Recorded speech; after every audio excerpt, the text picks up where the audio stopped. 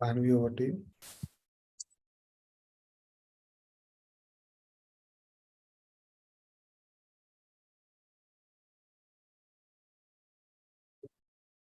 Namaste and greetings. I, Bhanvi, researcher at IMPRI, Impact and Policy Research Institute, Prabhav एवं नीति अनुसंधान संस्थान, नई Delhi, extend my warmest welcome to you all to IMPRI #Web Policy Learning.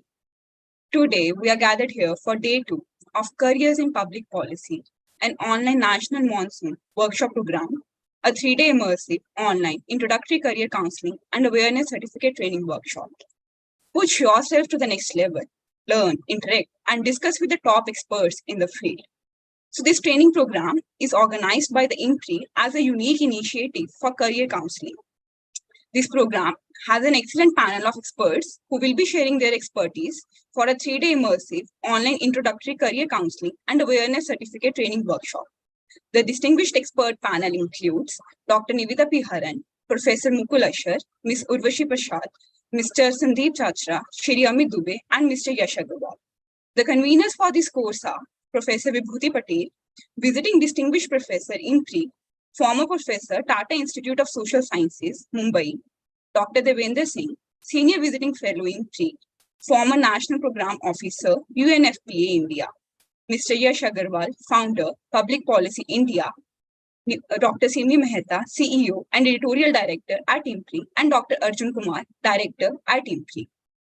I welcome you all to this enlightening deliberation and thank you for putting your time, energy, and efforts into truly understanding the need related to the crucial role that policy making plays in shaping the future of any country.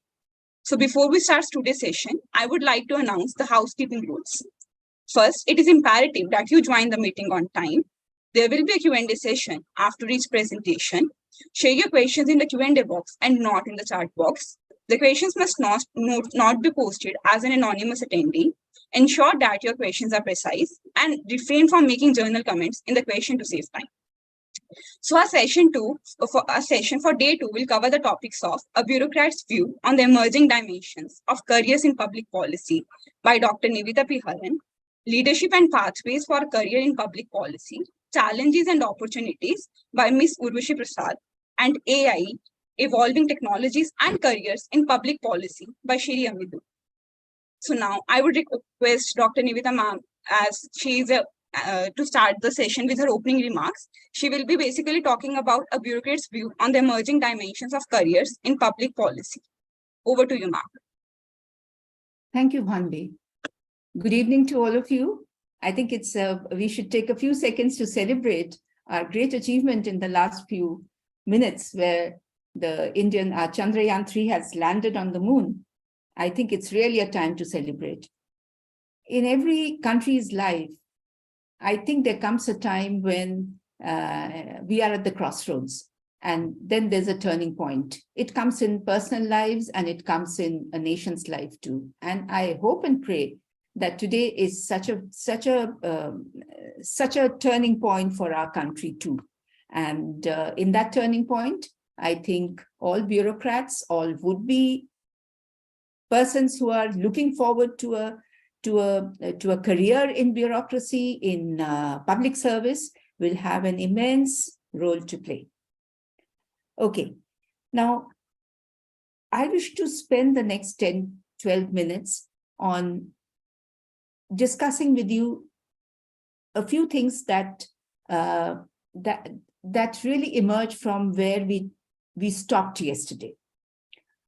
We talked yesterday about how, in fact, Professor Mukul explained very, very cogently how in India, the public service and the public policy making has to be done by people who understand, who have a background in understanding statistics, who are smart thinkers, who put priority on nation first, on ensuring that the country progresses. He spoke at length on this.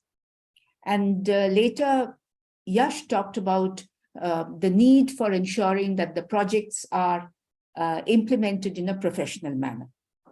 Now, I want to take off today by bringing in and introducing to you a concept which is comparatively new to the public policy making and public service, which is really the new tools available for policymakers. It is not, and again, I repeat, yesterday I started my little bit, the introduction with this proviso. By policy makers, I mean not just the high-level policy makers, the ministers, the secretaries. I mean right up to the level of district collectors, panchayat presidents, commissioners, even the village officer, the tahsildar. They are all policy makers and implementers in their own right. So I mean the entire gamut of public servants, and I also include in that the quasi-judicial, the public, other services which are there, which are not hardcore government, even the judiciary for that matter. Now, one thing that I cannot but start by mentioning is that, and I said it yesterday, we are living in times where a lot of new tools are available for policy making and for ensuring that the government policies are actually fruitfully and effectively executed. This is important because what is the need for a policy? A policy, after all, is meant for a country or a state or a group of people within that. It could be small, big, but reasonably large enough for a policy to be necessary. Now, if a policy is to be passed by the government, approved by the government, and then, policy includes the statute, the regulations, the guidelines, the government orders, everything. It is definitely for the betterment, and it is meant to be used for the betterment of that group of people towards whom it is targeted. It could be for betterment of their quality of life, for the economy, the fiscal policy, which is meant to be for the economy, the trade policy for India's exports and imports. It's also, on a larger scale, meant to improve the GDP of the country at a reasonably, at a much more distant level, most often, improve the quality of life of the people, as I said yesterday, and especially, and I'm here again alluding to what Professor Mukul said yesterday, it is the lives of the most vulnerable that is to be improved, and we go along with that. Definitely, that is the topmost priority. And that could be through better infrastructure, which would improve the lives of not just the vulnerable, but everyone in the country, the physical infrastructure, the roads, water supply, power supply, the communication links, transport, etc. And the social infrastructure. By social infrastructure, I mean, in general, education, health system, etc., etc. So in short, they are meant in some way or the other, not only improve the quality of the life of the most vulnerable, but also to reduce inequality. And I go back to this concept of inequality, because that is a that can be a very, very serious issue. Because you see, even when the GDP of a country is going up, unless the inequality is going down, it doesn't really impact the people. It doesn't impact the people who are the most vulnerable. Therefore, it is important that while we ensure that the country grows, the economy grows, our manufacturing sector grows, our service sector grows, we also ensure that in some way we also provide jobs to the people who are most vulnerable. They get a decent salary. They can uplift themselves from where they are to a higher standard of life. And as again was mentioned yesterday, they come into a category from the lower income group to the middle income group and maybe higher. Now, there are a number of tools, and I would like to mention to you some of them. The simplest of them is the direct benefit transfer, direct bank transfer, direct benefit transfer, the DBT, which we talk about so much. And I want to start off by giving an example. I think all of you are aware, and you all are from areas where you must have faced floods, whether it is urban floods or rural floods or peri-urban floods. Government has a policy that in order to enable the people who are affected by floods, government gives it's not a compensation, it's an ex gratia to the people who lose their houses or who lose their cattle, who lose their source of earning, like boats for fishermen and so on. And this benefit is given to them in order to enable them to recover from the dire straits that they are in due to the floods. And this is not just for floods, but for many of the natural disasters and man-made disasters in some cases. There's a policy on that. You can look it up if you want. There's a Disaster Management Act and a policy. Now, what used to happen, and I have seen it myself with my own eyes, the money that was to be given to the families, the entire money often did not reach them. And you remember the very intense discussions that had taken place, I think almost 25 years back. I think I was a collector at that time, where our former Prime Minister had mentioned how it's only 18 paisa that reaches the people out of a rupee because of the leakages that happen on the way. Now, DBT is a sure way of tackling that problem. Why? Because the money does not pass through the hands of the, right from the minister's office, secretary, down to the collector, the tahsildar, and then to the village officer. It goes directly from the place where the money is the assistance or the ex gratia is given from, into the account of the beneficiary. And therefore, there is no question of leakage. Even the bank cannot take anything because it's gone into the account of the person, the person impacted. So it's a huge, huge improvement. There was a lot of resistance to it, I remember, but it has now become a part of life. So much so that states who did not do it are actually now getting penalized for not having done it, and which is a very good thing, I believe. So that's a tool that was not available, and it's now available. Digital payment. The digital payment platforms, you are aware, has made life so simple. And we all saw it during the Corona times, how it was necessary to ensure that we could make payment without going to a bank, without having to handle cash, where we could not keep cash at home or withdraw cash from our accounts. The digital payment platform in India has been a huge, huge success. And I don't want to go into it in detail. You all are aware how we have been one of the, in fact, the top performers. The transactions that happen in India are actually, the number is equal to the transactions that happen in the next 10 countries below us. Okay, so you can imagine how successful the use of the digital platforms in India has been, payment platforms in India has been. Drone technology.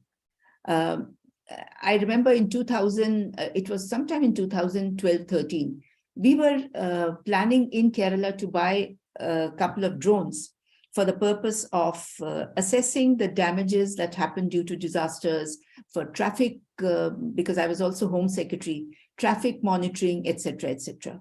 We had a lot of hesitation. We were not sure whether we should go for it or not.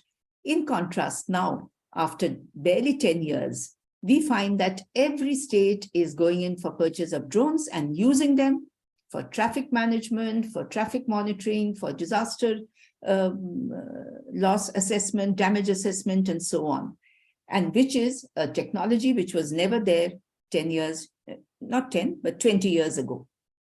Similarly, for that being an area which is very close to my heart, which is land survey and land records, DGPS survey, GPS survey, which was resisted by all states, has now become a part of life. And the advantage of GPS survey is that nobody can tamper with your land records. All records are now indubitable. Nobody can do anything to it. And therefore, by doing so, claim some kind of a graft from you. Because the GPS-based data is geo-referenced, it is ground-truthed, and nobody can tamper with it because it's there for everyone to see as public knowledge. The social media platforms makes it so much easier for us to reach out to the people, to disseminate information, to make them aware, to build capacity. These were not available earlier. Similarly, for data collection, we all know how important statistics and data is, and often data is very unreliable, either because the method by which it is collected is very unreliable, or because it is tampered with on the way. But now we can ensure that not only can the data be gathered in a more scientific manner, but the monitoring can be done in a manner which is transparent through the use of dashboards, which are available on the table of every officer who's handling it, so that they know that if you indicate that today we have had 200 vaccinations, whereas let's say last week, the same day, we had only 2 vaccinations, the question will arise, how is it 200 today? You know, there are now methods of checking and cross-checking, which was very, very difficult earlier. Similarly, for project implementation, designing, monitoring, then ensuring whether the impact of a project is really reaching the people who are the target group. All this has made sure that project, right from selection to designing to implementation and to ensuring whether the output and the outcome has actually happened, can be done in a transparent and accountable manner, which I think is a huge, huge tool that has come into our hands. In addition to that, there are now technical tools that are being used, like big data analysis, like AI, which is being used even in the government's functioning. And if there are questions, we'll go into it in more depth. So all this is actually doing what? It is all said and done improving governance. The governance which we talk about, that the governance should be better, is actually getting better using these tools. And therefore, we have to use them. And most of the states are going into it. Now, I want to mention as a byline that we should also be aware of the pitfalls. The pitfalls, there are some pitfalls. There are pitfalls for any tool, but we should go in with our eyes open. We should make sure that whatever pitfalls are there, we are able to plug it in advance. That would be the best way to ensure that the tools are available to us are useful to us in the right manner. Now, this also has another impact, and I go back to some of the questions that were raised yesterday. The use of these tools are opening up new avenues for careers in public policy. So earlier we had persons coming into public policy who were either from the STEM background or from the liberal arts or the social sciences or from law. But now we have more and more people coming in who have background in many of these areas, whether it is in IT or even from medicine. Of course, medicine has been there for some time, but there are people coming into the public service from diverse sources, which is a very, very good sign, because it means you can then find people who will work in the areas focused on an area where they have domain knowledge. Now, I mentioned how the pitfalls need to be taken care of. So there are a lot of advantages and positives in these new tools that are now available to us. But there are certain disadvantages or certain shortcomings, and we need to keep those in mind. And the first of those is the need for sensitivity. I talked about it, Professor Mukul talked about it. Any public service has two sides. It has the side where the law, the technology, the interpretation of the law can be taken care of. But there's the other side, which requires a face-to-face interaction with the person, showing empathy for the person. I think all of you understand what empathy means. Empathy means to be able to get into the shoes of the other person and think like him.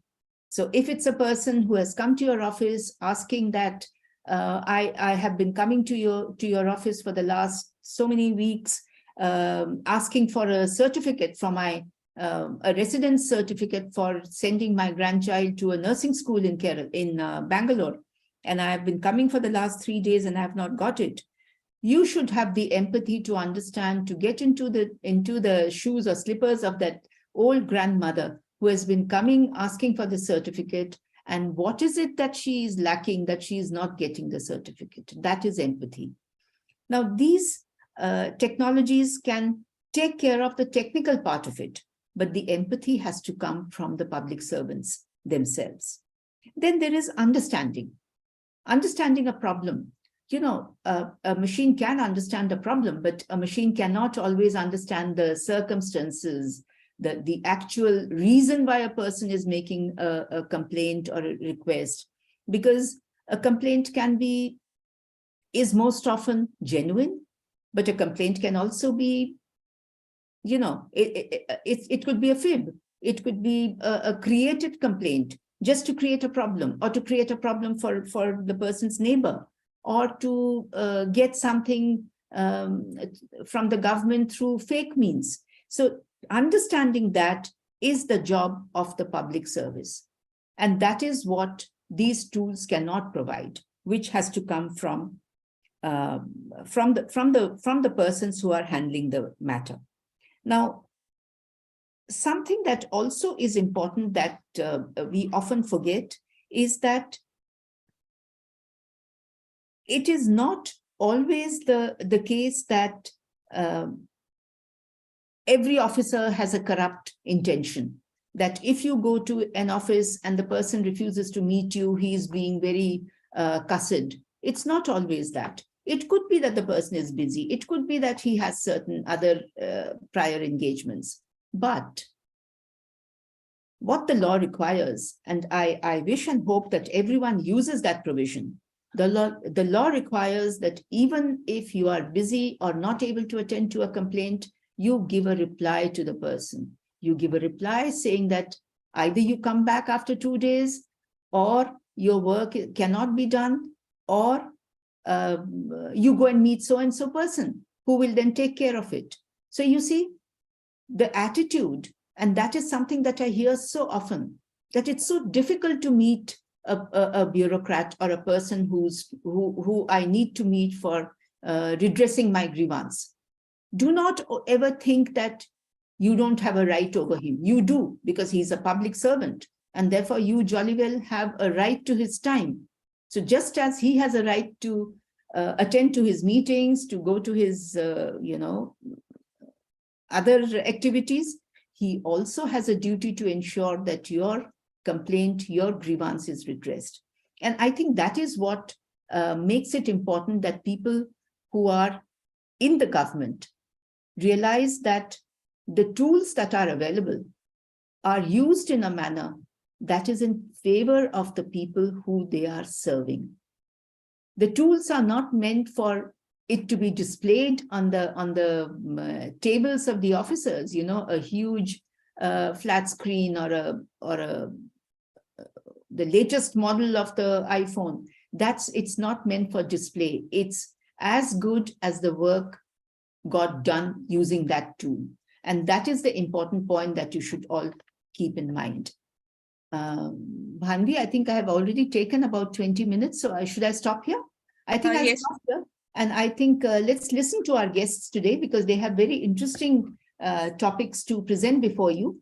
And once that happens, you will have the question answers. And I'll be happy to answer any questions. Sure, ma'am. Sure, ma'am. Thank you. Thank you. So taking the session forward, I would request Ms. Urvashi Prasad ma'am. She is the Director Office and Chairman at Niti Aayog, New Delhi, to throw some light on the topic of leadership and pathways for career in public policy, as well as the challenges and the opportunities. Over to you, ma'am. Yeah, thank you very much. And, sorry, I'm just joining, somehow between meetings, etc., because as you would know or you would have heard that we just completed a successful launch of Chandrayaan landing on the moon. So, there's a lot of sort of interviews and things, to prepare for and things to do right now. So I'm just, caught up with that. But I didn't want to miss the opportunity to, come here and speak to you. So I think, in terms of public policy, I think, the options are really vast now and they are increasing. We are getting more and more options, increasingly now. And I think, it's a very exciting field. And of course, public policy, it is, a lot of it is about, working in the government.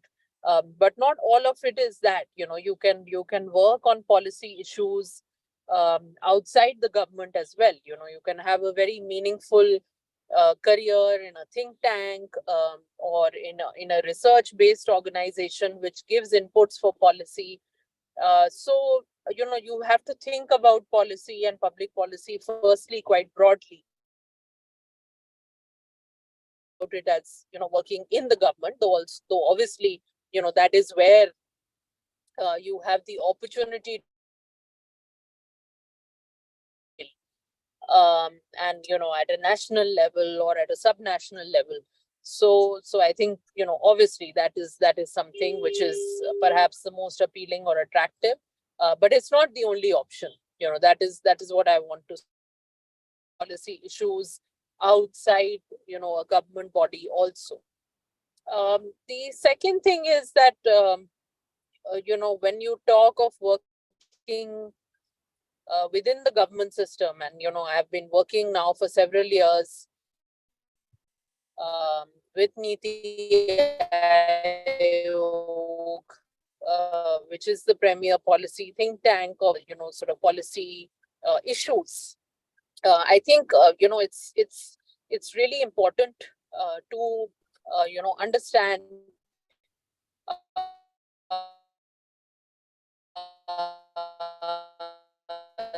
that it is public policy. It is a very buzzword and everybody is talking about it. So it can seem very exciting, and it is very exciting, but it is important to know that it is also a very challenging space.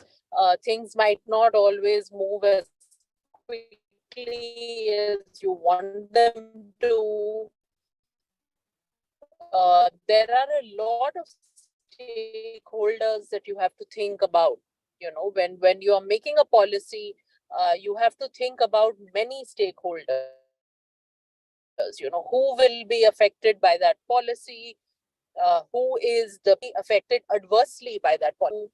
Think about, because a lot of the times you make a policy, but it has some unintended consequences. It has some consequences that you never initially thought about. And so that, an example I would give is, suppose you have a policy which we've had, to say incentivize institutional deliveries, right? You want to encourage women to deliver in their child in an institutional setting, so at a hospital or at a clinic, and you give them some sort of incentive for that. But one of the unintended consequences of a policy like that in many places has been that more and more women are now having cesarean sections, because only a cesarean section can be planned, at a particular point in time. You can give a woman a particular time slot and say that, okay, your delivery is going to happen at this time. Whereas if you have a natural birth, then by definition, it is something that you can't, precisely plan the timing of. So as a result, many women have had cesarean sections which might be unnecessary, right? So this is an unintended consequence of a very well-meaning policy.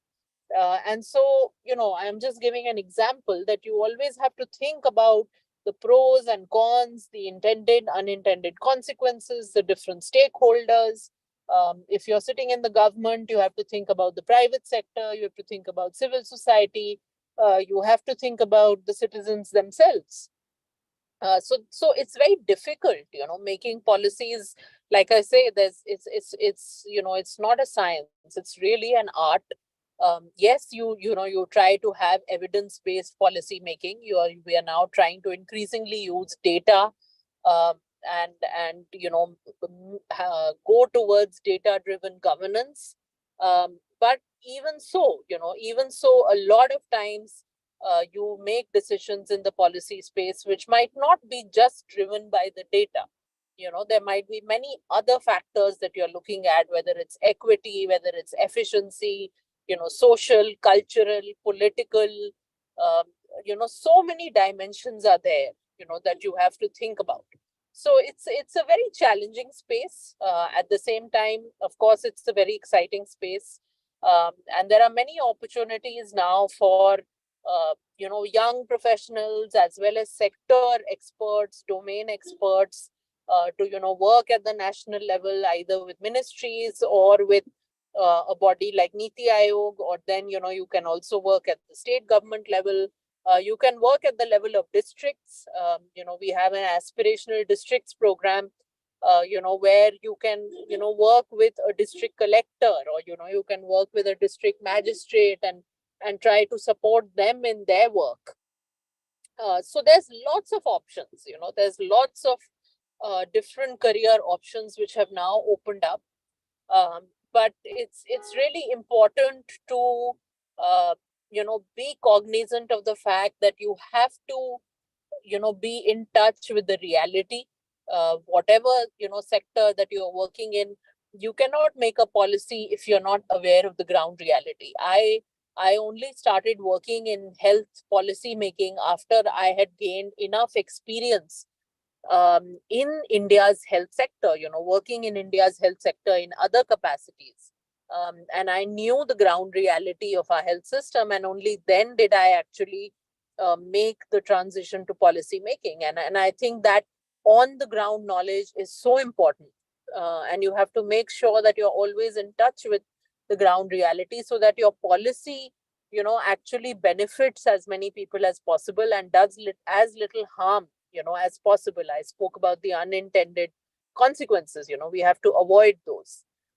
So I think that is how I would really look at this whole issue of career in public policy. And I think you know as I said, you have to look at it from the perspective of that. Yes, you might want to work within the government system, but you might want to also work outside the government system, and that is also equally fine, because a lot of the work government is actually doing, and increasingly in the future will do, in collaboration with other stakeholders, whether it's the private sector, whether it's startups, whether it's civil society.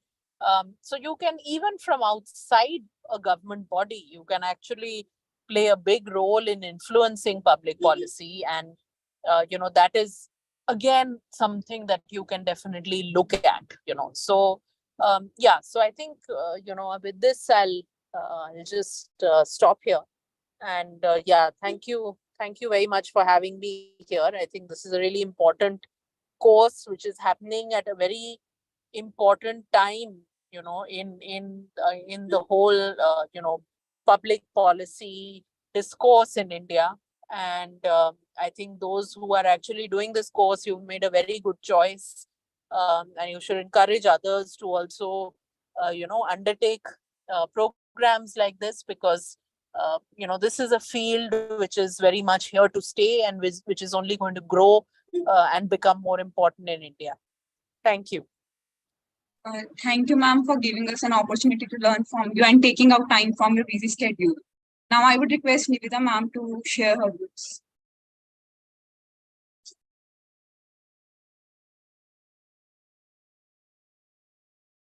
Thanks, Urvashi. Thanks very much. And as you started by saying, let me congratulate all of you on today's Tryst with the Moon. I think that's going to be excellent.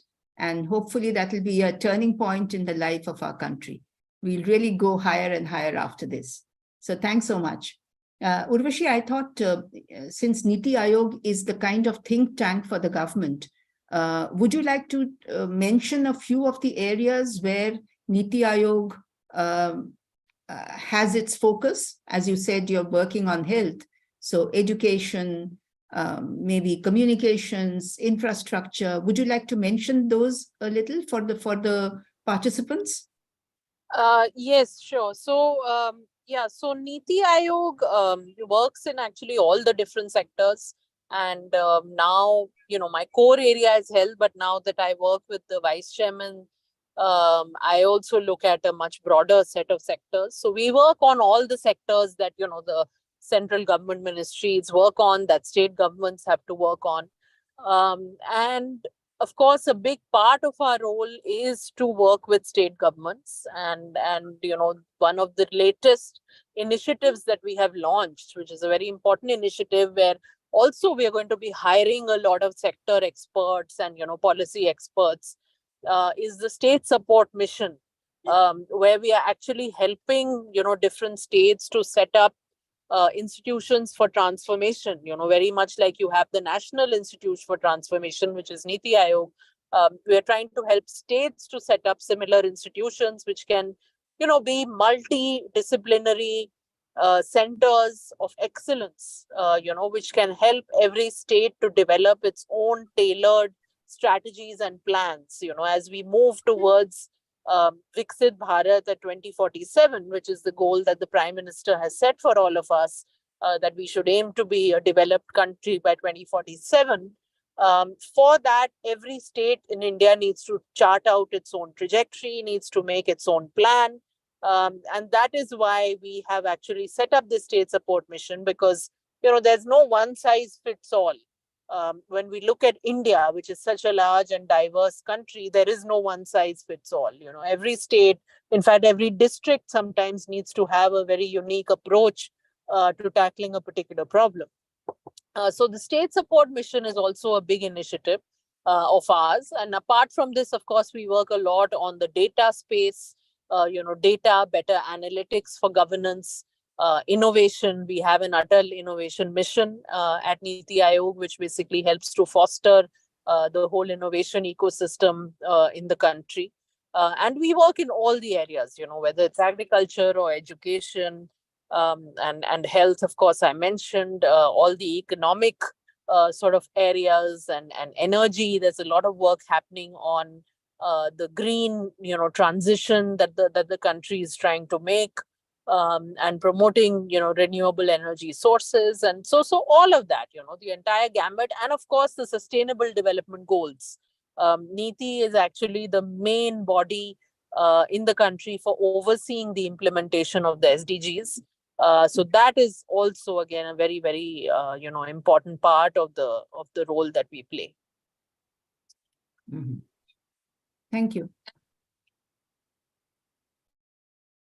Any questions, Bhanvi? Yes, ma'am, the floor is open for questions from the audience. Yes. Participants can either drop their questions in the Q&A box or raise their hand. Okay, Nageshji has asked a question. Nageshji, would you like to unmute and ask?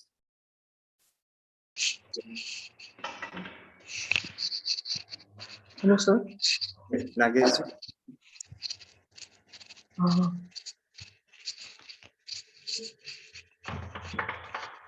We can hear you, Nageshji. Please go ahead. Hello, sir. Yes. Yes, sir. I'm Nagesh. So I would like to ask how do we overcome the unintended consequences from the any implementation of the policy?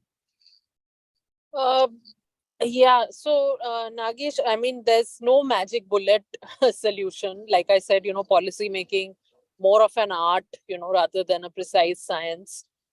So there's no magic bullet solution that we have, but it's just the fact that we think about the different possible consequences. Whenever we are designing a policy or a scheme or an intervention, it's very important that we think about, at least, and we might not be able to think of all the possible, intended or unintended consequences, but our approach should be such, whenever we are tackling a policy issue, our approach should be such that we should try and think about, okay, what are the possible pros and cons of anything that I'm going to do. I mean, it's like any decision in life, right? If you're making any life decision, you try to think about the pros and the cons.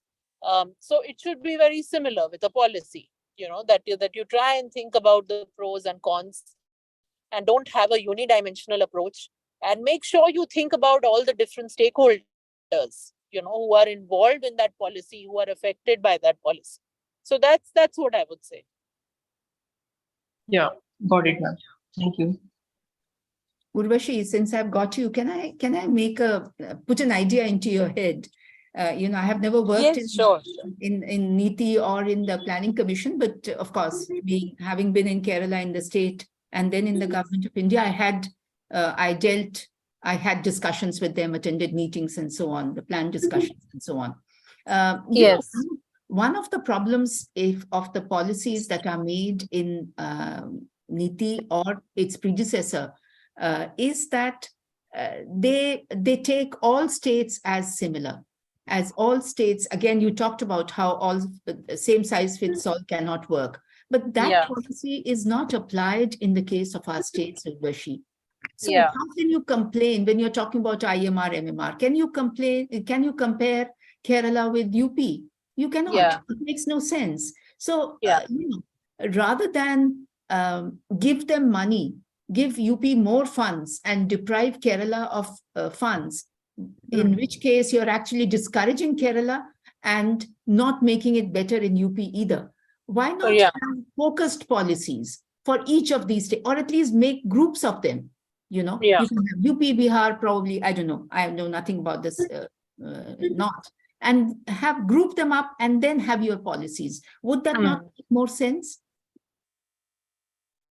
Yeah, and I think, some attempts are being made in that direction. And I mean, like I said, even with the state support mission, we're trying to look at every state individually, and come up with, policies, targets, roadmaps for every state. So, that is one effort. Even in the aspirational districts program, if you see, we don't actually, say that we're going to compare, one district from one state with another district from another state necessarily, but we're going to compare it with its own baseline.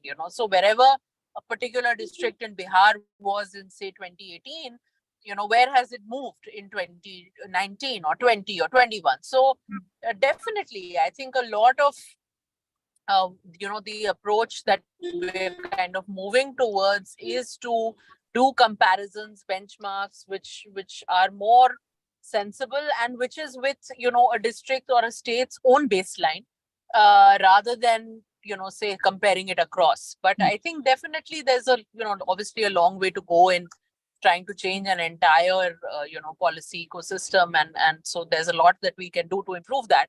But I think in many of the initiatives now, at least, this is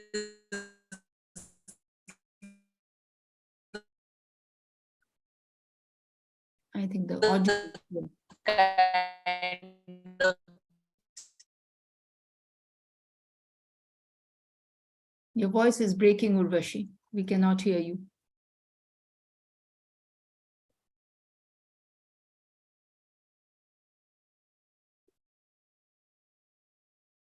I think we've lost her, Bhanvi. Yes, ma'am. Maybe the network issue at her end. Hmm.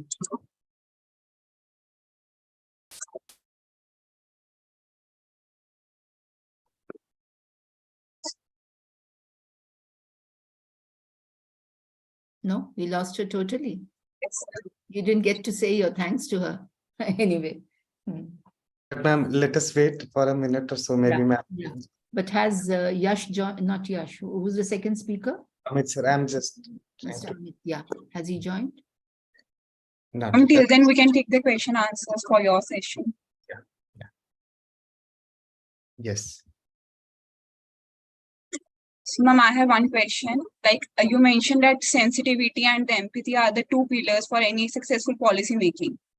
So whenever we are making any policy, we usually see that the decisions are taken by the top bureaucrats and the top people at the top position.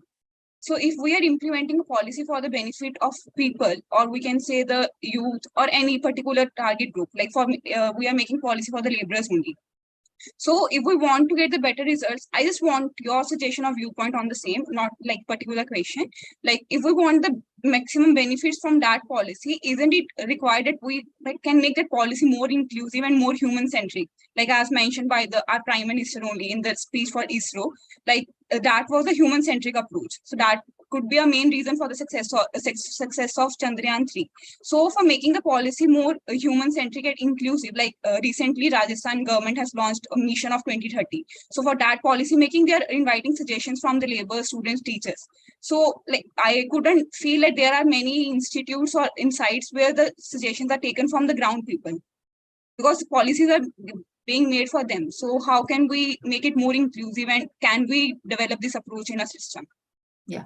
Manvi, there are a couple of things. I think you've got it wrong. It's not, policies are not made in isolation, sitting in ivory towers. One, when a policy is made, it has a lot of back-end activity going on. The district collectors, depends on what it is. Even from the panchayat members, suggestions and requests come. Those are all taken into account. Different departments give their suggestions and ideas. That's taken into account before the first draft is created. No draft is created in isolation. Okay, remember that. So if you have attended any of these courses, any of these sessions of IMPRI on policy formulation, you would know that there is a lot of activity that happens back end before a policy, even the first draft of the policy is formed. Second, once the first draft is created, that's only the beginning. That draft then goes through an entire process of churning, where committee of secretaries are set up, different departments, which are the relevant department. If it's pertaining to environment, then you will have all the departments connected to that subject giving their inputs. If it's something connected to land, you will have all departments which are handling land, and so on and so forth. They would all give their suggestions and ideas, and those would all be considered and, if required, incorporated. Third, you said in a very dismissive way that the policy is drafted by people sitting as secretary or minister at the head of the state or the government of India. I sat there, but you know how I reached there? My first posting was as SDM in a tiny little place in the subdivision of Ottapalam in Kerala, in Palghat district in Kerala. So we have risen from the grounds. We have seen the ground. We know what is happening in the field. Why do you think that they value our experience so much? It is because we have seen what's happening on the ground. We have met the people, we have worked with the people, we have walked with them, talked to them, and then gradually we rise and become the secretaries who are the ultimate policy makers. So these officers, they come with a wealth of experience. So let's not undermine that at all. That experience is gold. It's so important because they have not only seen what happens, what really ails a tribal woman living in Attapadi in the Silent Valley in Kerala, for instance. Nobody would know it better than the people who are working in that subdivision or the taluk office. And that's where we start from. The fourth point, every policy, at least I would say 90% of the policies, when they reach the final stage of drafting, whether it is a law or a statute or a bylaw or even a SRO or a GRO, a government order, at the final stage, it calls for objections and suggestions from the public. It is a different issue that many of the people don't even check and give their objections and suggestions. They don't even participate in it. And especially in areas like UP, I have seen it now because I was living in Kerala almost all my life. And now that I've moved and I'm living in Delhi and NCR, I find that in states like Haryana, UP, the people are just not bothered. So I go out and tell them, as Panchayat President, as Sarpanch, or even a ward member in Delhi, it's your duty to ensure that you're giving your suggestions to any policy that the government is drafting, because you always have a take on it, because you are dealing with the public, but often it is ignored. So what we need to do here is make the people aware of their responsibilities, their kartavya. They have the responsibility to ensure that they put forth the suggestions and objections before the authority so that those are taken into account before the policy becomes final. Have I answered your question? Yes, ma'am. Yes, ma'am. Thank you, ma'am. So I guess there are two more questions from Priyanka.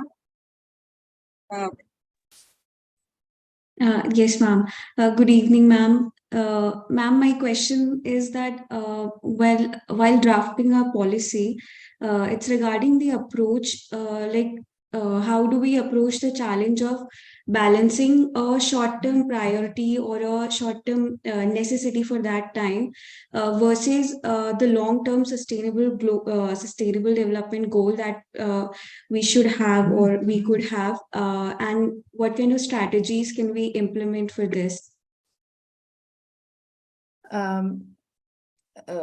Priyanka, yeah, you have a good point, but then, every policy is a balance. You have to find the golden mean, as they say. So it would have certain short-term impact. Those could be positive, those could be negative, and it would have a long-term impact. And there again, it could be the positives and the negatives. It is the challenge that lies before the people who are drafting the policies to ensure that the positives emanating from it, whether it is short-term or long-term, is maximized, and the adverse impacts are minimized. Every policy will have some adverse impact. You have heard, you've got a climate change backdrop on your screen, and you have heard this perpetual argument of development versus climate change. It is made to seem as if all climate change is happening because development is taking place. It's not so. It's not so. It's a fact that any development would have certain adverse consequences, adverse impact, but there are ways to mitigate it. We never care to do that. You see, we will construct a high-rise building in a manner which would not take care of its sewage system, its waste disposal, and then we'll say that it's having an adverse impact. Why can it not be part of our policy? The policy that ensures that any development, any project that takes place in a coastal area or anywhere takes care of the adverse impact. I think it's the way we think of it that our way of thinking has to change. That's very important. Thank you, ma'am. By the way, is that a backdrop from National Geographic? No, ma'am. Okay. That's a good one. Thank you. An ongoing South Asia school program we are doing on climate change. It's a 2-month-long program. Okay. Yeah, okay. It's very interesting because from different countries of Indian subcontinent, a lot of climate change experts, including government officials, are also participating in it. So more of awareness program of that sort of activism. We have another question by Asthaba. Asthaba, you can ask now.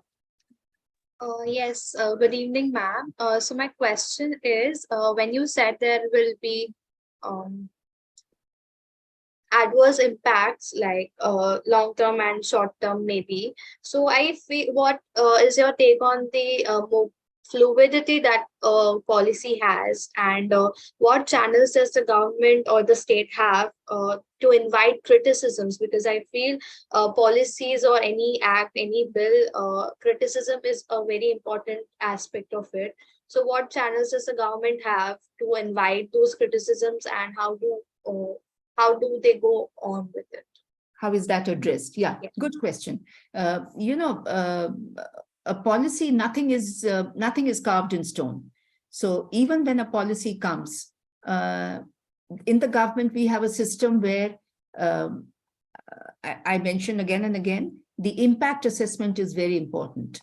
So what impact has the policy had? For instance, the disaster management law was passed, I think, in 2005, 2006. And after 10 years, the government did an impact assessment. How much change has Disaster Management Act brought about in our handling disasters? So you see, at every stage, in every policy, the department concerned does mid-course assessment. And when they find that something has not been covered properly, or something should have been covered is not included, then you have changes made. And that's how we have amendment to laws. That's how you have amendment to building bylaws, for instance. So that's the system. That's what is the word?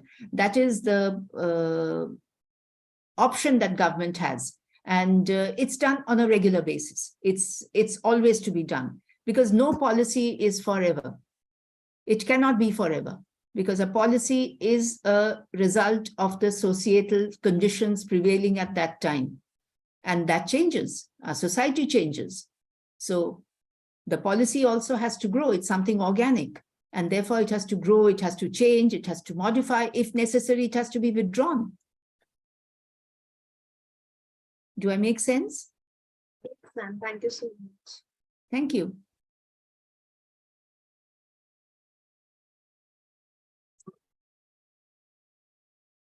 No more questions?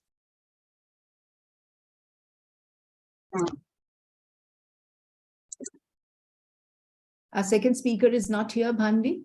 No, ma'am. Okay. So we have more time. So, ma'am, there is one more question from Shadi.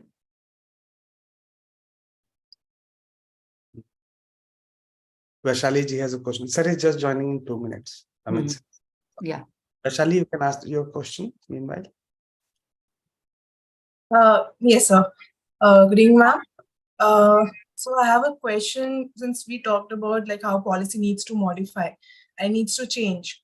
I want to reflect upon and also understand from your perspective that how do we create a sense of balance when we talk about development per se. Like we have seen how because of migration, there has been expansion of cities, and there's been like constant collision between people, planet, and participation. Per se, I would like to give an example with reference to, it's a nearby, I stay in Chandigarh. So there's a dumping ground nearby. It's right next to a residential colony. And last year there was a fire in that. Because of that, there was a lot of, like it was a smog situation where breathing was difficult. Obviously, municipal corporation, they said that we'll shift it. And there was also lacking in the respect that they were supposed to develop this MRF plants, and they didn't. And after that incident only, they had developed that. But I kind of sometimes fail to understand, where do we create that balance? How does government approach this when people, citizens' health is also one of the important criteria? Taking care of a basic, basic service like waste management is also one of the priority. Because now they are doing legacy waste, but obviously, ma'am, that's a very lengthy process. That's not an immediate, I would say, solution to the problem of the people. So I want to understand, how does the government approach this? Government has approached this by bringing in the Swasth Bharat mission, Yes, where, it's not just health of the people, but also waste, toilets, etc., etc. And what does it say about waste? It says that all waste has to be handled at the local level, okay? And which means that this kind of dumping grounds or dumping areas created are not to be had at all. Delhi has that problem. Most of our cities have that problem. I'm sure even Chennai and Mumbai have that problem. And you say Chandigarh has that problem. That is wrong. It should not happen. Now, that means that management of waste should be the responsibility of the local authorities, the local governments, the municipality, the urban corporations, or the panchayats. Now, unfortunately, in our country, these local bodies, the urban local bodies, the panchayati raj institutions, have somehow been very weak. They have been weak because in many cases they are new, they have come up recently. And second reason being that for various reasons, they have not been encouraged to become stronger and emboldened. And I'm saying this with a lot of anguish coming from Kerala, where our local bodies are extremely vibrant and strong. And they have become strong because out of the total items in the business rules, more than 40% are now delegated to the panchayats and local bodies. They are not with the state any longer. They plan, they do their resource mapping, and they decide what is to be done. So whether it is waste management, water supply, even things like agriculture, pest control, organic farming, etc., is now the domain of the local bodies. And that should happen in our urban centers, so our so-called cities and the mega towns that we have, and Chandigarh is one of them. The other point I want to mention, Vaishali, since I've got this question from you, the government can only go as far as some length. The rest of it has to come from the actual, the citizens. And they are also stakeholders. And everyone is a stakeholder in this, isn't it? And they are bigger stakeholders than government because they are living there. They are breathing that polluted air, which is coming out of the smog-filled environment. So why is it then that when somebody talks of segregation of waste at source, ensuring that you reduce plastic consumption, why is it that the people are up in arms? I don't understand. It's for their benefit, and you youngsters have to come up with these ideas and make sure that these are made part of our lives. And I have lived abroad and I've lived in Kerala and seen. Of course, Kerala is not the best as far as waste segregation is concerned, but it's at least doing something. And maybe it will get there sometime. But places like Delhi, Mumbai, they just refuse to do it. I don't know why. It doesn't cost you anything to ensure that your vegetable and food waste is kept separately in your kitchen, and plastic and glass and metals are kept separately. I don't know what big rocket science that is, but they would not do it. I think that mentality has to change. It has to change because ultimately what will happen? They will, the children and the old people, the senior citizens in Chandigarh are having to breathe a polluted air. And that's the consequence of it. I think that awareness has to come from the other end also. Thank you. Yeah, I think Mr. Dubey is there. So Yes, ma'am. Yeah. Thank you, ma'am. So the last session of day 2 will be taken by Shri Amit Dubey. He is a founder of India Future Foundation, National Cyber Security Expert. So he will be taking the session on AI, evolving technologies and careers in public policy. Over to you, sir.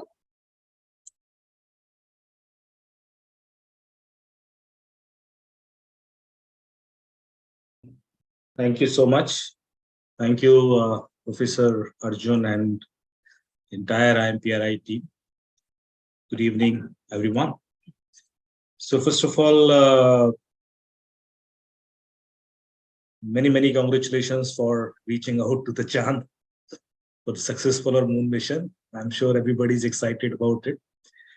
And this has actually given confidence to lots of researchers, especially those are working around AI and quantum. And Government of India has put in lots of investment in these areas. So that's why it gives some confidence to all these researchers who were in doubt for making India things earlier. And with this success, I think we'll do something better now. So kudos to all the researchers, scientists who have been part of this. From my side, I'll share some of my insights around AI, first of all, because AI is changing lots of things in India. And there are discussions, there is a hue and cry about job loss and many other things. So I'll just take 5 minutes and we'll share a brief presentation also, and then I'll discuss the opportunities for the youngsters in this area. And not only AI, because AI is a backbone of many other such interlinked research activities. Anything and everything that is what we are doing today, it is somehow linked with AI nowadays. And this will disrupt many other industries as well. So what all industries will be disrupted and where we are heading to? This is what I'll show you in a brief presentation.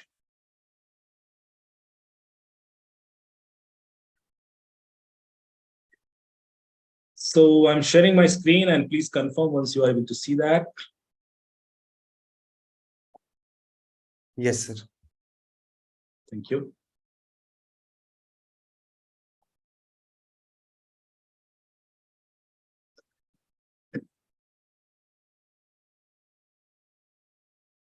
I think if someone of you have already attended my last session, I gave some insight about the data collection by different industries players. And I mentioned that the top 10 richest companies around the world are those companies, those are offering you free product. And they collect lots of your information, whether it is Facebook, Google, Instagram, TikTok, any other game. They all are collecting lots of data, and that's why they are valued so much, though they are offering you free service. But what are they trying to do with this data? What are their big vision? And that's where AI come into the picture. Because eventually they all want to build an AI engine, which will consume this information and will control your mind. So whatever you will do in your life, and right now also to a great extent, our mind is already controlled by these players. What do we want to see? What do you want to read? What do you want to eat? What do you want to become in future? Everything depends on the data point. Those are continuously given to us through different channels. And that's why our brain has that vulnerability that we get influenced with those data points. And our thought process are limited to those data points only. For example, how many of you have decided in your life to become Prime Minister of India? Very few. Similarly, how many of you have decided to have a luxurious cruise somewhere and to live your life peacefully somewhere in an island? Because of our data points, we are limited to our dreams and the vision as well. And that's what these industries actually wanted to do eventually with those data points. Some of these industries, those are already disrupted. We'll just have a look on it. And we know that AI predict crime in a week advance with 90% accuracy. So government of US, they have already developed a tool which analyzes your social media activities on different platforms and can predict a crime in a week advance. Chinese researchers claim to have made AI system that can read minds and that could be used to test loyalty. So it's very dangerous, and it is actually interfering the human evolution as well. So AI evolution started with reactive machines with no memory. Then we reached to AI machines with limited memory. Now we have developed theory of mind, which is GPT, generative pre-trained transformers. They can create things. They can write poems. They can write stories. They can write articles and create films, videos, graphics. They can create beautiful artifacts and all. And that's where we have already touched to. I'm sure many of you have already experienced ChatGPT and Bard and many other such large language models. Before ChatGPT or before generative pre-trained transformers, this was not experienced. And that's why this will disrupt many more industries, many other industries. Beyond that, in future, we are expecting, it is a debatable thing, and many people believe that AI will never become self-conscious or self-aware. But there are people, those do believe that AI may become self-aware and self-conscious, and that will be the fourth stage of AI eventually.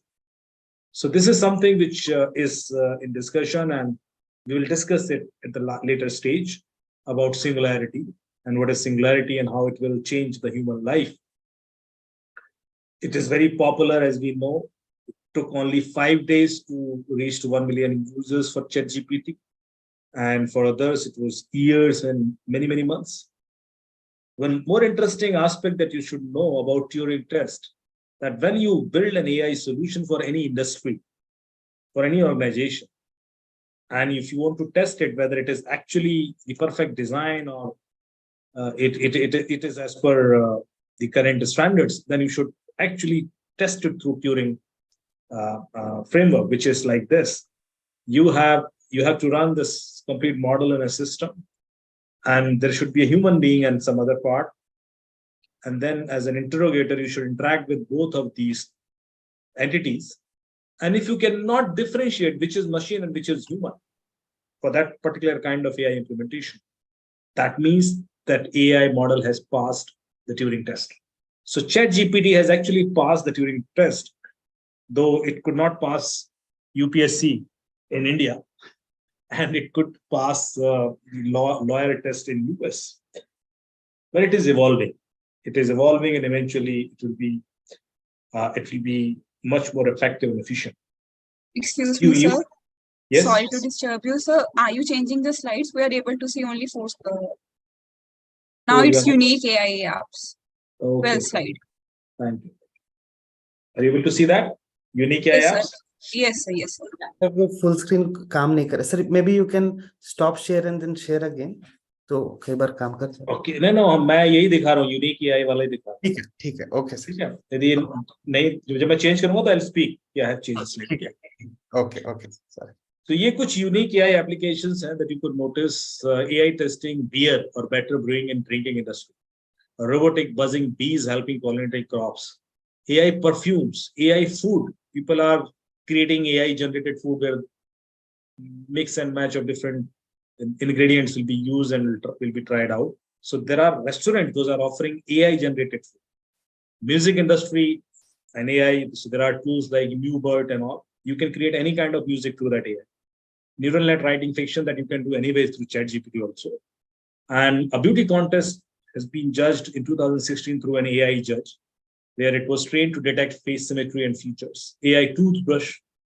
So many more such day-to-day things, those were actually not so important or critical otherwise, are now being shifted to AI. There are a few tools that I'll recommend here. If you could see the slide, AI tools, ai.google, ai.facebook.com. I have changed the slide, so please confirm if you could see this. Yes, AI demos.microsoft.com, and then lrpserver.frontoffer.de, quickdraw.google.com. Now this quick draw is very interesting. So quick draw, could you see my screen where I'm opening quick draw? Yes. So it will ask you to draw something, and it will start predicting from the first stroke of your drawing that what you are going to draw. Suppose it has asked me to draw a garden in 20 seconds. And I'll do something like this. I'm drawing, I'm not a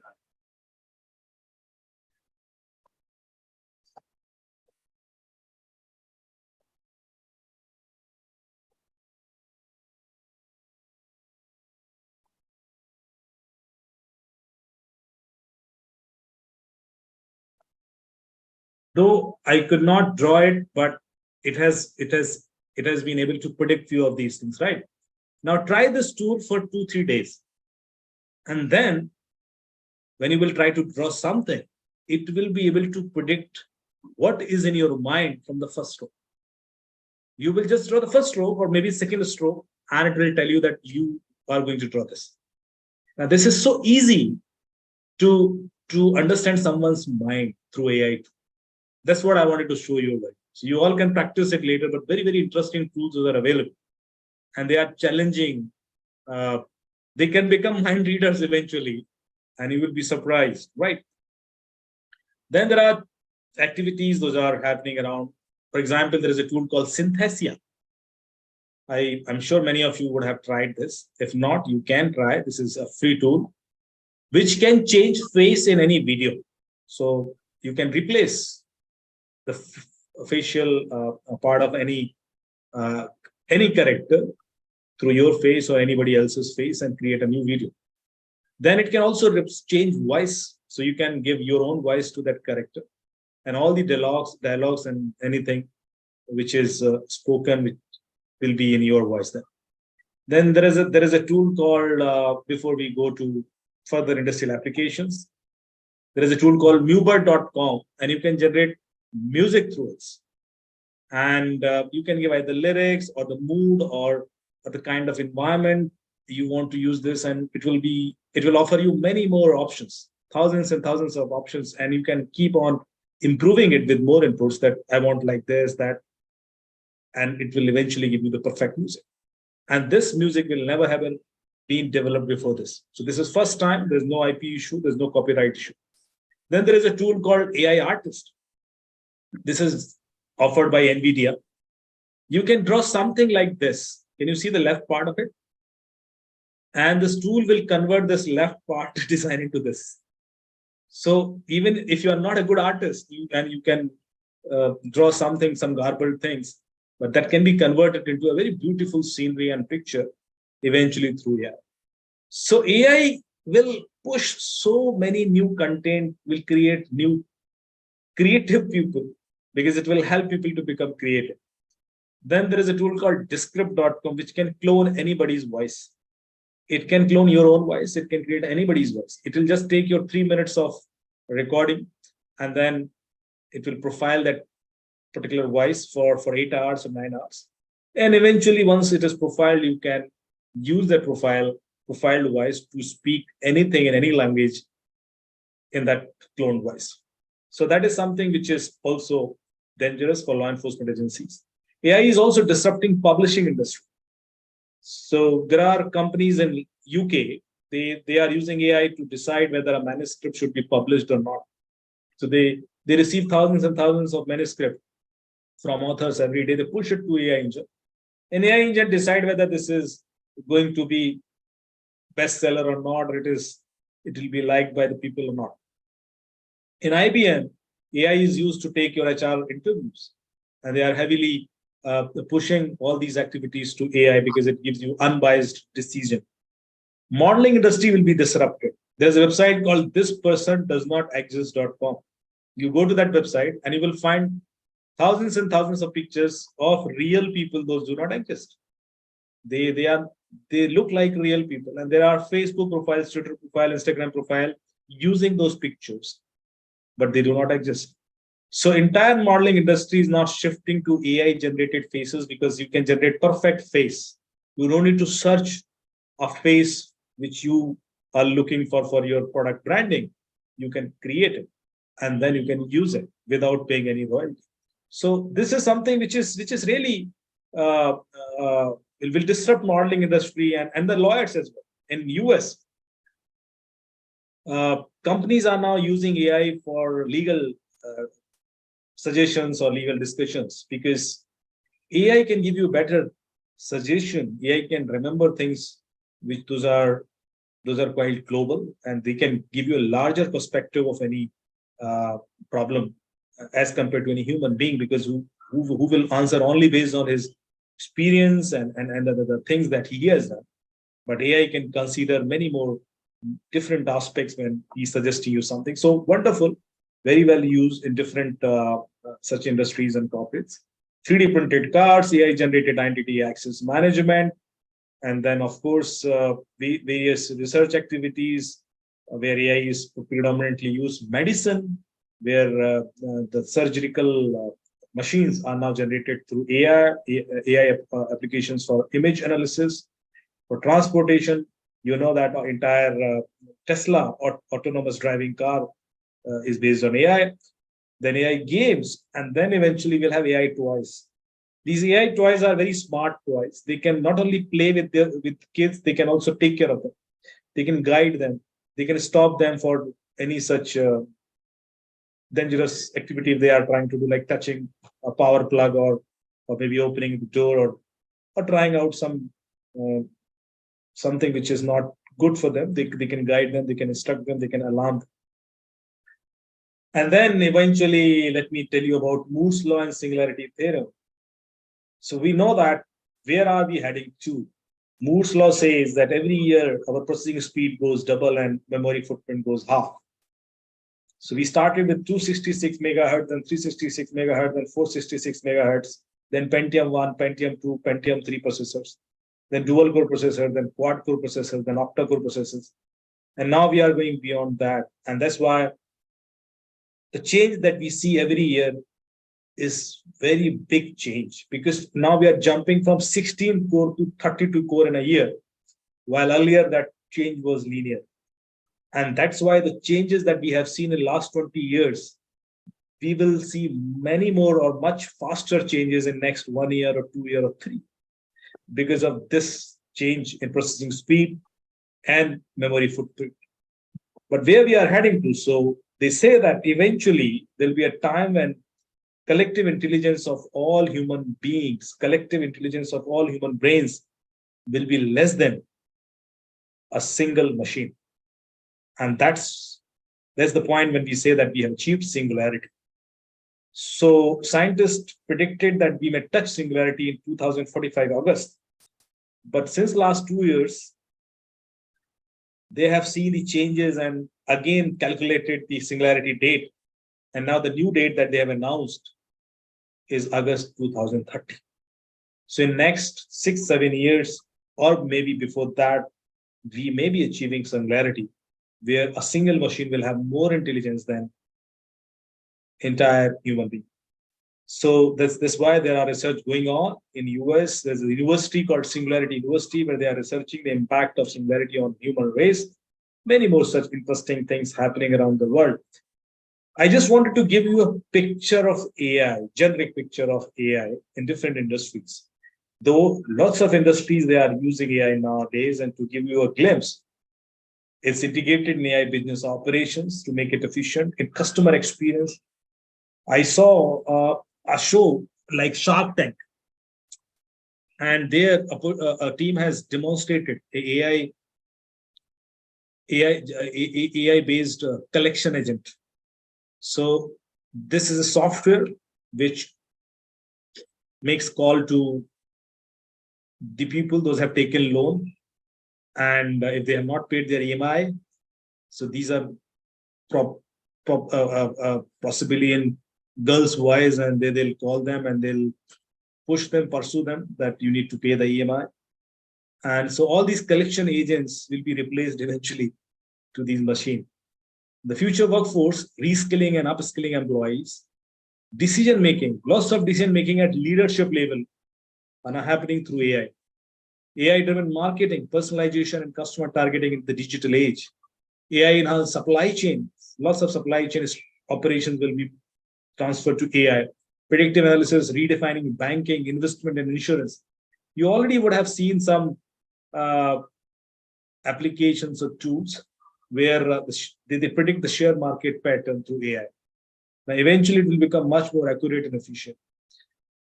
Then, for business security, safeguarding against emerging threats. So, cybersecurity is one of the biggest area where AI is used. Maximizing revenue through intelligent sales strategies. So now industries are creating their sales strategy through AI. From automation to smart factories, revolutionizing online shopping experience, transforming talent acquisition management, so HR interviews and all these pre-screening, now they do it through AI. So all these things, those were earlier dependent on human being or on people now move to AI. And these are the jobs, those will be affected very soon. So that's what I have experienced in last 1 year when this generative pre-trained transformer journey started. But now what new jobs will be there and what we should learn and to become more effective in our future journey. And that's what this kind of discussions are going on. So in my perspective, I think quickly you should learn how to use AI. If you can't learn how to use ChatGPT effectively, you will be left behind. Or if you can't learn how to use Bard effectively, you will be left behind. Because with these tools, you can make yourself more smart and more effective, more efficient. You can do many more things easily. And I do it every day. Just last week, a few weeks back, the Observer, there's a magazine, they asked me to send an article on quantum computing and its impact on India. I was busy, they were chasing me, and it was late night. So I created that article through ChatGPT, copy pasted and submitted it to them. And they published it very next day. There was no spelling mistake, there was no grammatical mistake, there was no technical mistake. It was perfect article. They published it. In few days, they paid me money as well. And then they sent me that link. They said, your article is published and we are getting great response of that article. So I posted it on my social media. And then people start writing in comment section that it is a great article and wonderful article, sir, and bahut badhiya likha. And then I thought, let me also read this article because if it is so good. I read that article and I was amazed that if I would have written it, and even after putting entire days of effort or maybe 2 days of effort, I could not have written it so well. So it's good if you can use these tools to make your work more smart. There's no ethical or unethical boundaries nowadays. And to write emails, to write messages, to convince someone or to negotiate with someone, I use ChatGPT. ChatGPT gives me very smart logics, which if you start using it, you can convince any human being. So that way, it's very smart. And right now, we are comparing all these AI evolution with our current mind status. See, we do not use our mind to 100% of its capability. We use 6 to 7% or at max 10%. Not 100%. Why are we restricted? Because we didn't try. We thought our काम हो रहा है, life चल रही है, 10% से ऊपर जाना है. Whatever best we could do it with 10% brain. But this AI will now push us to use other part of brain as well. And eventually we'll start learning those skills. Those were never explored. Those have never been explored by us. For example, you would have seen lots of mind readers. जो आपका दिमाग पढ़ लेते हैं, आप password आपका gas कर लेते हैं या आपका जो भी. And we are always amazed, ये कैसे कर बॉडी लैंग्वेज गैस कर रहे हैं या आई ब्लिंकिंग पैटर्न गैस कर रहे हैं या जो भी कर. But it is a skill. It's a skill which anybody can develop. हमने डेवलप नहीं की क्योंकि हमें जरूरत नहीं लगी. But imagine if tomorrow we all learn that skill and we start reading each other's mind. It will be amazing. We do not need to speak too much. We are not forcing anybody verbally or shouting on anybody. There will be things which will happen in a much more efficient and smoother way. So I assume that in future, and I think so, it will happen eventually. Human race and the current education system that we have. Do we have time? Just keep on speaking. Arjun sir, I think. Yes, you have time. So the current education system that we have, it is designed to test your memory from class 1 or KG. We are just training human brains so that they can remember things, and then we test it. Could you do that or not? But if we'll do the same things now, we will eventually be competing with machines, and we can never beat machine in memory test. We can never. They will always outperform us. And that's why we should change our education system. We should not just test our memory skills. We should push human brains to build new skills. New skills, I have given you one example, mind reading skills or many other skills, which will eventually help us to do something much more effective in future. So that's what I think. So otherwise, for the current generation, I'll request you to practice to know more and more AI tools so that you as an individual can enhance your capabilities. With AI, you can become much more effective for any industry. So this is the right time. Explore it. There are ample of job opportunities waiting for you. Thank you so much. Thank you, sir, for such an informative and an innovative session, I would say. So I would request Nivedita ma'am to share her views on the same.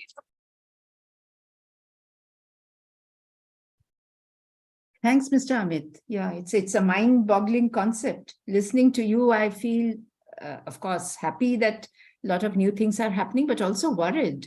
Where are we headed?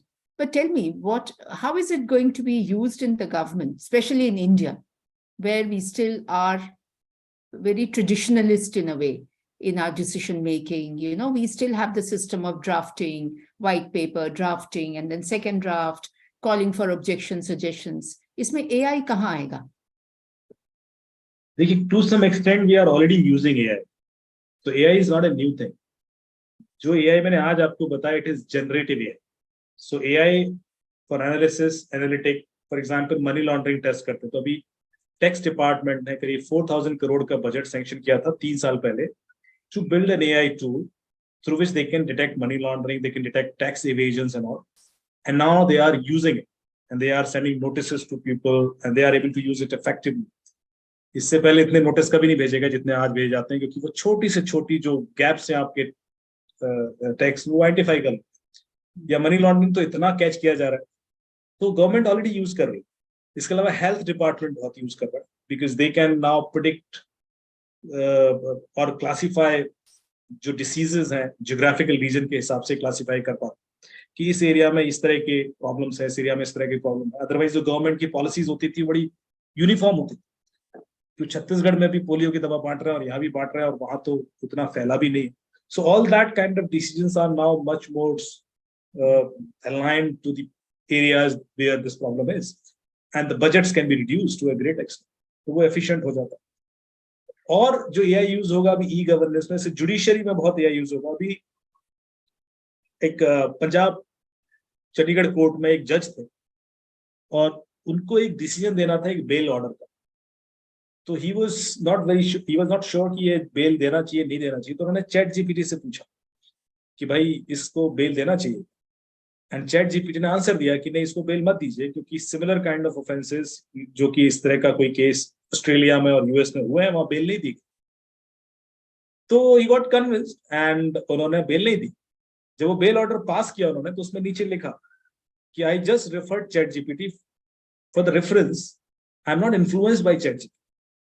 मतलब इसलिए लिख दिया क्योंकि ऐसा ना हो कल के दिन कि लोग चैट जीपीटी से डिसीजन देने लगे और एक गलत ट्रेडिशन सेट होगा. तो हम जिस फेस में है उसमें अभी हम ये भी नहीं कह सकते कि चैट जीपीटी हमेशा सही आंसर देगा, बिकॉज चैट जीपीटी है या बार्ड है, ये सारे बायस्ड है. ये बायस्ड इसलिए है क्योंकि इनके पास जो डेटा फीड हुआ, इनको जब बिल्ड किया गया, most of the data that they could collect is in English. इनके पास दूसरी लैंग्वेज का डेटा है ही नहीं, था ही नहीं. तो जितना भी इनका लॉजिकल रीजनिंग है या जो भी क्रिएटिव बैंड है, आप देखोगे तो इंग्लिश की पोएम बड़ी अच्छी लिखेगा, हिंदी में लिखा होगा तो खराब लिख देता, क्योंकि उनके पास वो हिस्ट्री या वो कल्चर या वो लिटरेचर उसको फीड ही नहीं किया. इवेंचुअली ऐसा होगा कि हिंदी वाला भी या मराठी वाला भी या तमिल तेलुगु का फीड किया जाएगा, वो उस पर भी अच्छा क्रिएटिव आउटपुट देगा, पर अभी नहीं होता. अभी आप टेस्ट करके देखिए, अभी इंग्लिश में बहुत अच्छी स्टोरी लिखेगा या बहुत अच्छी पोएम लिखेगा, या बट बाकी लैंग्वेज में वीक होता है या लिख ही नहीं पाता है, वो ट्रांसलेट कर देता. सो बाइज्ड है, not only creative wise but किसी भी डिसीजन में. जैसे लॉ जो यूएस का है वो फॉलो करता है, इंडियन लॉज को भी फॉलो नहीं करता. तो पॉलिसी के जो डिसीजन होंगे उसमें भी आप बहुत ज्यादा इंटरवीन करेंगे इस तरह के टूल्स के थ्रू, मे नॉट बी करेक्ट.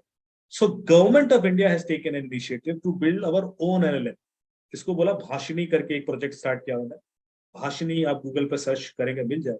तो इंडिया की जितनी लैंग्वेज है 67 जो ऑफिशियल लैंग्वेजेस हैं उसको लेकर एक LLM डिजाइन हो रहा है, and I think by December we'll have first out cut of that LLM model जो चैट जीपीटी की तरह होगा, but it will work in different languages and you can not only get answers but can also create things. So things are happening, and why we are building it, because we want it to be used in education. क्योंकि आप किसी teacher की जरूरत नहीं है, बच्चा कहीं से भी कुछ ही पूछेगा तो बड़ा क्रिएटिव आंसर देता है। और chat GPT is like conversational tool. ये गूगल नहीं है कि आपने सर्च किया 50 ऑप्शन दे दिया उसके बाद आप कंफ्यूज हो कौन सा सही है कौन सा गलत है, ऐसा नहीं करता। ये कॉन्वर्सेशन है। जैसे मैं आपसे बात कर रहा हूँ तो आपको जैसे मैं पहला सवाल पूछूंगा वो याद रखता है कि पहले सवाल क्या पूछा, मुझे पूरा सवाल ही फ्रेम नहीं करना। जैसे कि मैं आपसे बोलूं कि मैम मुझे एक पोएम हिंदी में सुनाइए, नई पोएम क्रिएट कर दीजिए, आपने क्रिएट कर दी। फिर मैं अगला सवाल पूछता हूँ इंग्लिश में, पूरा सवाल नहीं, मैंने कहा इंग्लिश में, तो वो समझ जाता है कि मैं उसी पोएम की बात कर रहा हूँ जो मैंने पहले अभी लिखी है, तो उसको इंग्लिश में कर।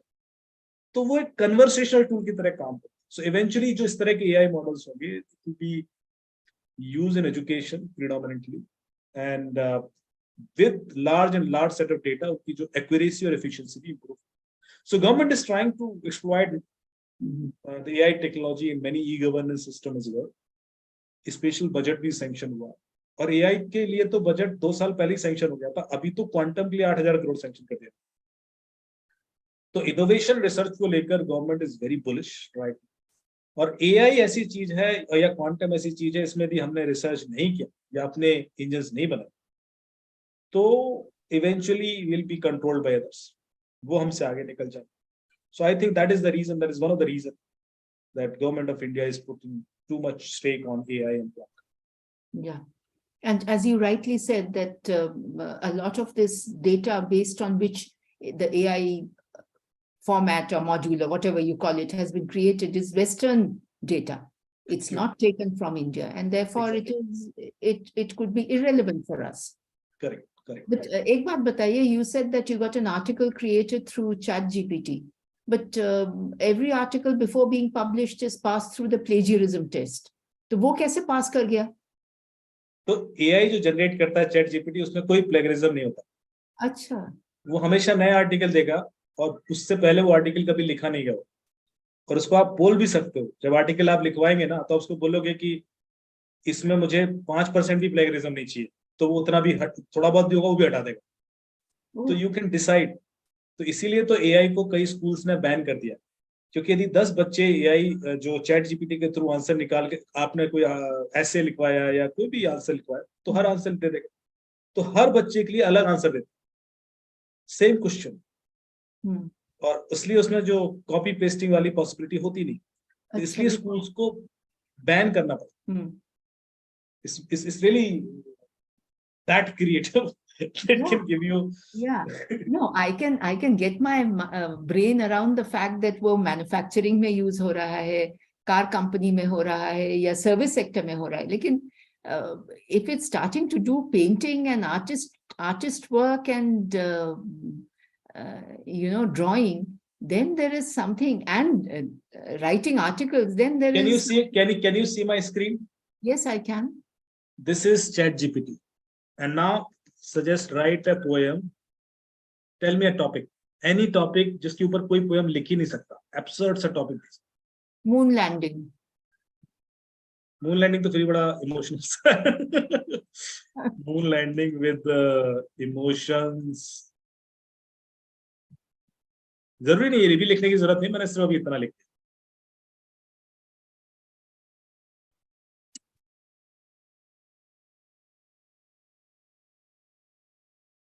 So upon the canvas of the night so deep, a voice of dreams embarked to keep a silver beacon in the sky. The moon awaited with a curious eye. With herds of explorers, ये पूरा लिख के मानेगा, इसको stop कर देता हूँ, right? अब आप पढ़िए जरा पोएम, मैंने इसमें आप मतलब, and you can compare it with any other creative writer. With herds of explorers daring and bold, a journey to the heavens they would unfold. A vessel of science, hope, and pure devotion set out to cross the celestial ocean. In the realm where stars forever dance, humanity dared to take a chance. A small step for man, yet giant in stride. On the moon's surface, dreams would collide. Eyes fixed on earth, a distant gem, a reminder of where we all stand, a unity forced across borders and space. In that moment, a shared human grace. And अभी इससे मैं बोलूं दूसरा लिख पसंद नहीं आया मुझे. Didn't like it. Didn't like it.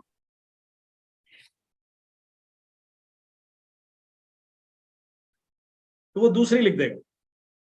कोई बात नहीं, गुस्सा मत.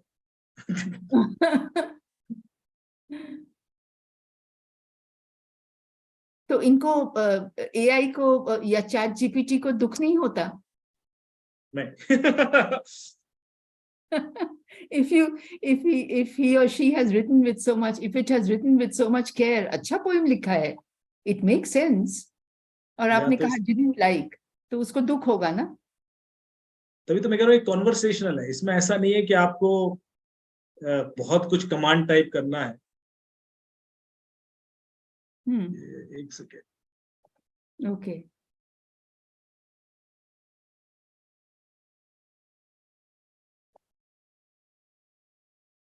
Bhanvi, you get the questions together. I'm sure there may be many questions. Sure, Yeah, you can ask. I just wanted to show you so doubt na rahe. Yeah. Yeah, I'm amazed. I have never used ChatGPT. Today I will start.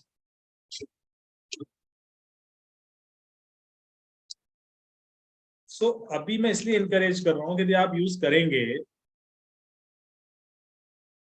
तो अभी कुछ server का issue है. तो आप अपने आप को एफिशिएंट कर सकते. You can make yourself more efficient.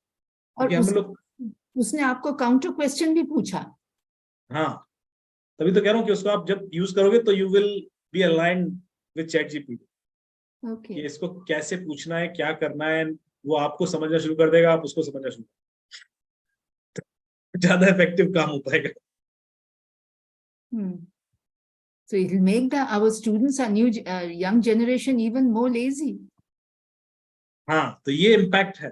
देखिए, दो तरह की जनरेशन आएगी. एक वो होगी जो सोचेगी चलो चैट जीपीटी से करा लेते हैं, तो लेजी हो गई. एक वो होगी जो चैट जीपीटी से इसलिए कराएगी कि वो उसको बेटर करना चाहे. सो दो तरह के लोग क्रिएट होंगे. एक होंगे जो ज्यादा स्मार्ट होते जाएंगे, they will push their brain more. तो वो जो मैं कह रहा हूँ 10% से 20%, 30% जाएंगे, दे लर्न मोर स्किल्स. जैसे माइंड रीडिंग स्किल्स है, या जो जिस तरह भी ऐसी स्किल्स होती हैं जो हमें अभी तक रेयर लगती थी.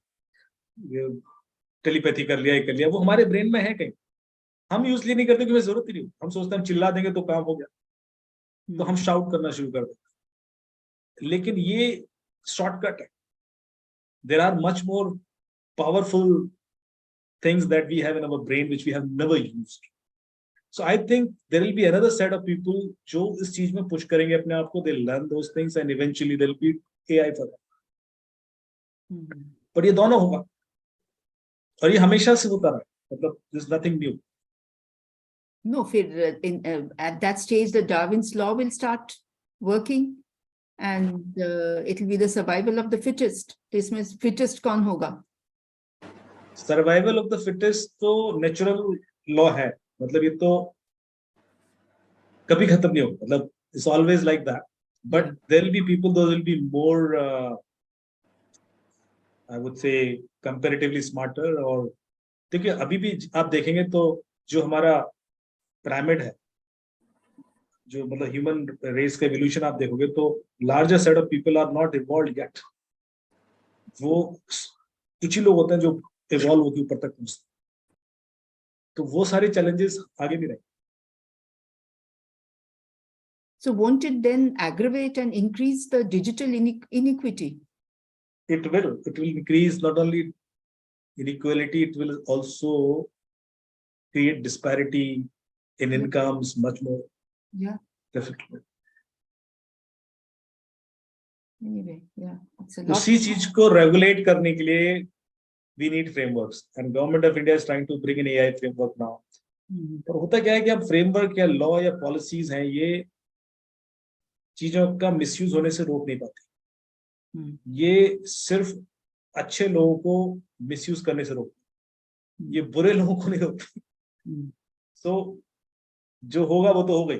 द ओनली थिंग इज की स्पीड कम हो जाएगी. विद फ्रेमवर्क कम लोग होंगे जो वैसा चीज करने की कोशिश करें कि एआई का मिसयूज करें या उसको किसी को नुकसान पहुंचाने के लिए यूज करें, but it will definitely happen.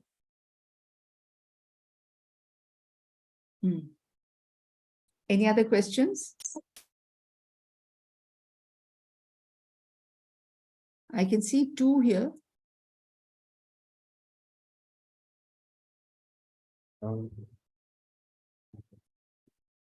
तेजस्वा ji ने हैंड रेज किया था. Do you have any question, Tejaswa ji? Good evening, ma'am. Am I audible? Yes, you are. Loud and clear. Yes, ma'am. Ma'am, regarding this, as sir told, that we can use Chat GPT, and with in coming years we can use the Bhashini also. When we have in 5-10 years, there will be more data into it. So regarding that, I wanted to ask, how do you see this? Like the bureaucrats before going to the FC, they are also doing various AI. They are learning various AI tools, data visualization tools, R, Python, before going to the FC in Labasna. So, in future bureaucrats will need researchers or think tanks, or they can do it by themselves only, like with a command only they can generate their research and they can check only. Regarding that, I wanted to ask, what will be the role of a public policy profession in future? Let's hear from Amit ji. Yeah, so first of all, even today, because I have trained people in Lavasna and the bureaucrats, large set of bureaucrats in AI, and I have trained them how to use ChatGPT and Bard and other tools.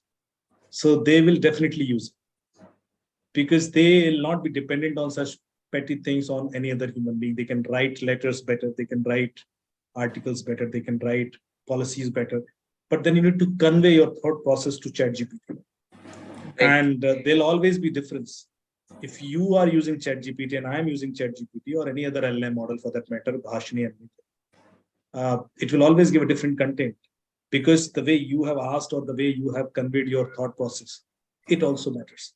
So that's why there is always there'll always be better and worse things produced through ChatGPT. So I'm sure all these bureaucrats will definitely start using it. That's not a matter of concern. But the question is, eventually, I was giving a presentation to some CEOs, and there one young lady, she asked, can we use AI for boardroom discussions analysis? So I asked, what do you mean? She says that हम लोग boardroom में बैठ के discussion करते हैं, हम उस AI को सारा discussion दे देते हैं, ये सारा recorded दे दिया, और उसके बाद वो उस डिसीजन के बेस पर समरी दे दे और एक डिसीजन दे. तो can we use it for that? मैंने कहा बिल्कुल यूज कर सकते हैं. We can definitely use it in current context. But the question is not to use it, the question is do we need it? Eventually AI के बाद क्या हमें इसकी जरूरत भी पड़ेगी? क्या हम बोर्ड रूम में बैठ के डिस्कशन कर रहे हैं? यदि वो एआई नहीं डिसीजन लेना है और एआई हम सबके बारे में जानता है, क्योंकि जब मैं एआई यूज करूंगा, जैसे मैं चैट जीपीटी यूज कर रहा हूँ, तो मेरे बारे में इवेंचुअली सब जान जाएगा. मेरा थॉट प्रोसेस, मेरा ब्रेन कैसे काम करता है, आपके बारे में जान जाएगा, डॉक्टर निवेदिता के बारे में जान जाएगा. अब हमें एक डिसीजन लेना, तो हमें आपस में बात करने की जरूरत नहीं है. उसको हम तीनों का ब्रेन पता है. आपने क्वेश्चन थ्रो किया, उसने डिसीजन दे दिया. यदि तीनों डिस्कस करेंगे तो ये आउटकम आएगा, चाहे 2 घंटे कर लें चाहे 2 मिनट. तो उस लेवल तक एआई जाने. सो ब्यूरोक्रेसी की भी हमें जरूरत पड़ेगी क्या? सवाल उससे भी बड़ा है कि इवेंचुअली, क्योंकि हमारा डेटा ऑलरेडी है. अभी एक एआई मॉडल है जो लीडर्स के ब्रेन को सिमुलेट कर देता है. तो मैं मुंबई में था, प्रिंसिपल सेक्रेटरी वहां पे ब्रजेश सिंह जी, उन्होंने मुझे दिखाए वो मॉडल्स. तो उन्होंने शशि थरूर का मॉडल बना रखा. उन्होंने कहा देखिए ये शशि थरूर का एआई मॉडल, आप इससे जो भी पूछोगे, जैसे शशि थरूर जी आंसर करेंगे वही आंसर करेगा. चेक करते हैं. तो मैंने 2-4 सवाल पूछे, बिल्कुल वैसे आंसर, मतलब यू कैन फील इट, हाँ यार ये बिल्कुल वैसे ही लिख रहा है. सिमिलरली उन्होंने और 2-4 लीडर्स का दिखाया मुझे कि ये उसका ब्रेन सिमुलेटेड है. And if you discuss any policy matter, anything to them, it will respond you based on their ideology, biasing और अनबायस्ड नेचर, व्हाटएवर.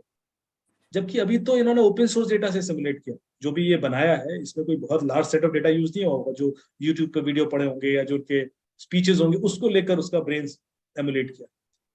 हम तो 24 घंटे भी इंटरनेट पर है, हमारा तो इतना डेटा जा। So eventually the AI models will be created for each and every way brain जो भी अर्थ पर है, और उनके आपस में कोई कोऑर्डिनेशन करना है वो भी एआई कर लेगा। उसके लिए हमें आपस में बात करने की भी जरूरत ना पड़े शायद। I am expecting that level of disruption in future.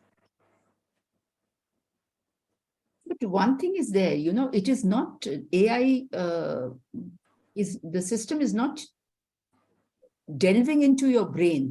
It is understanding your brain through your words, your language, your expressions.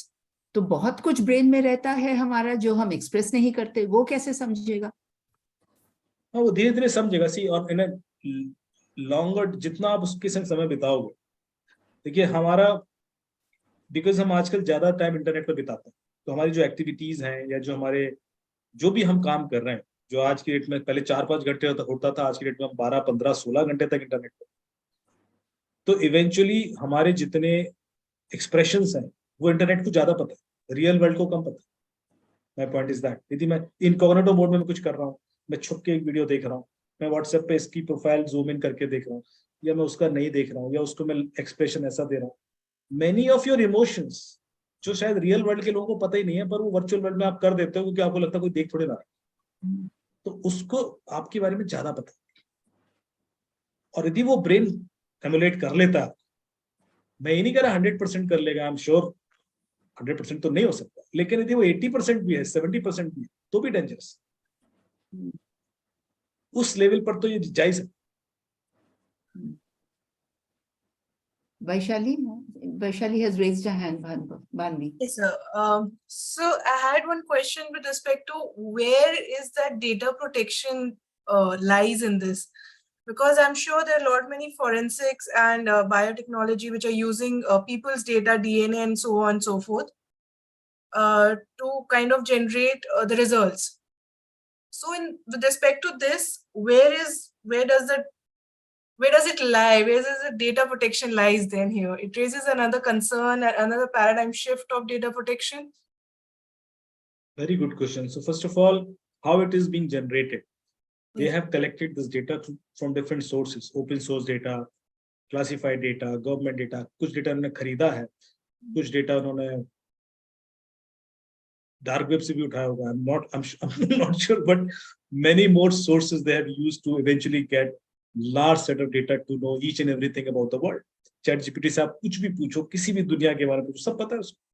तो इनके पास डेटा सेट था, वो जो डेटा लिया इनके पास कहीं स्टोर था, then they start training their model. अब मॉडल ट्रेन हो गया. जो ये ट्रेन मॉडल है इसका साइज बड़ा नहीं होता. This is in few MBs और GBs. आप समझ रहे हो मैं क्या कहने की कोशिश कर रहा हूँ कि आपका डेटा कहीं और है, आप जो ऑफर कर रहे हो वो मॉडल है. यहाँ पर ऑफलाइन ChatGPT मॉडल्स भी अवेलेबल. आपको इंटरनेट की भी जरूरत नहीं है, आपने डाउनलोड कर लिया, हार्डली 200-400 MB का फाइल होगा, और वो आपको दुनिया की हर चीज का आंसर दे देगा, लाखों करोड़ों कविताएं क्रिएट कर देगा, कुछ भी कर देगा. तो आपके पास जो साइज प्रोटेक्शन के लिए डेटा का है क्या मॉडल ही तो है जो 500 MB का है. Question is not about that data. जो सोर्स किया मुझे उस डेटा की भी टेंशन नहीं, चलो वो तो पब्लिक ही था. I am assuming most of this data was public. Question अब है कि जब मैं ChatGPT से इंटरेक्ट कर रहा हूं तब मैं बहुत सारा डेटा उसको दे कि मैं किस तरह के सवाल. फॉर एग्जाम्पल मैं एक CEO और मैं ChatGPT से पूछता हूँ कि मुझे बिजनेस स्ट्रैटेजी बनानी है, मेरी ये कंपनी है, या मुझे सेल्स स्ट्रैटेजी बनानी है, या मुझे स्टैंडर्ड के का ये डॉक्यूमेंट बनाना है, आप मुझे ड्राफ्ट करके दे दो. उसने दे दिया. पर ChatGPT को ये भी पता है कि इसका कंप्यूटर भी यही काम कर रहा है और उधर वो अनएथिकल हो सकता है. तो ये जो चैलेंजेस है कि मेरी सिक्योरिटी, जब मैं उसके पूछ रहा हूँ, मेरा थॉट प्रोसेस दे रहा हूँ, उसको बहुत सारी इन्फॉर्मेशन देता हूँ, तब तो मुझे जवाब देता है. उस डेटा की सिक्योरिटी के लिए भी कोई पॉलिसी, कोई फ्रेमवर्क कुछ भी नहीं, because that is conversational data. वो कॉन्वर्सेशनल डेटा बहुत जरूरी है क्योंकि वो कॉन्वर्सेशन की वजह से आपको समझता है और आपकी कंपनी के बारे में समझता है, या आपकी जिस एंटिटी से भी आप बात करो, गवर्नमेंट हो तो डिफेंस के बारे में भी समझता है, या जिसको भी आप रिप्रेजेंट करो, which is much more sensitive. So I'm not bothered about the open source data just used kiya gaya to train that LLM. I'm not bothered about that LLM trained model as well. I'm more bothered about the conversational data, which is now being pushed to them, and they'll know each and everything about our mind because of that conversation. जिसके लिए भी कोई policy framework नहीं.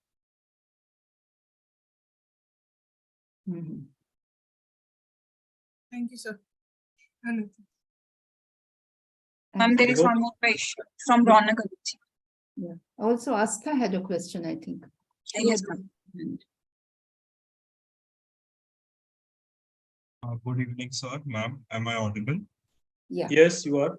Yeah, so sir, my question was, since you have been talking about the use of AI in bureaucracy, there are numerous instances where the bureaucracy is like pressurized by the politics, by the politicians in charge of our state or something. And bureaucrats have to rely on their emotions also when they take a decision, like pressure from above or something like that. So when you talk about AI replacing major functions that a bureaucrat does or a government official does, is it not beneficial to allow AI to overtake most of these functions, because we are then left with a much more efficient system of making policies or taking decisions at the bureaucratic level or the government level as well?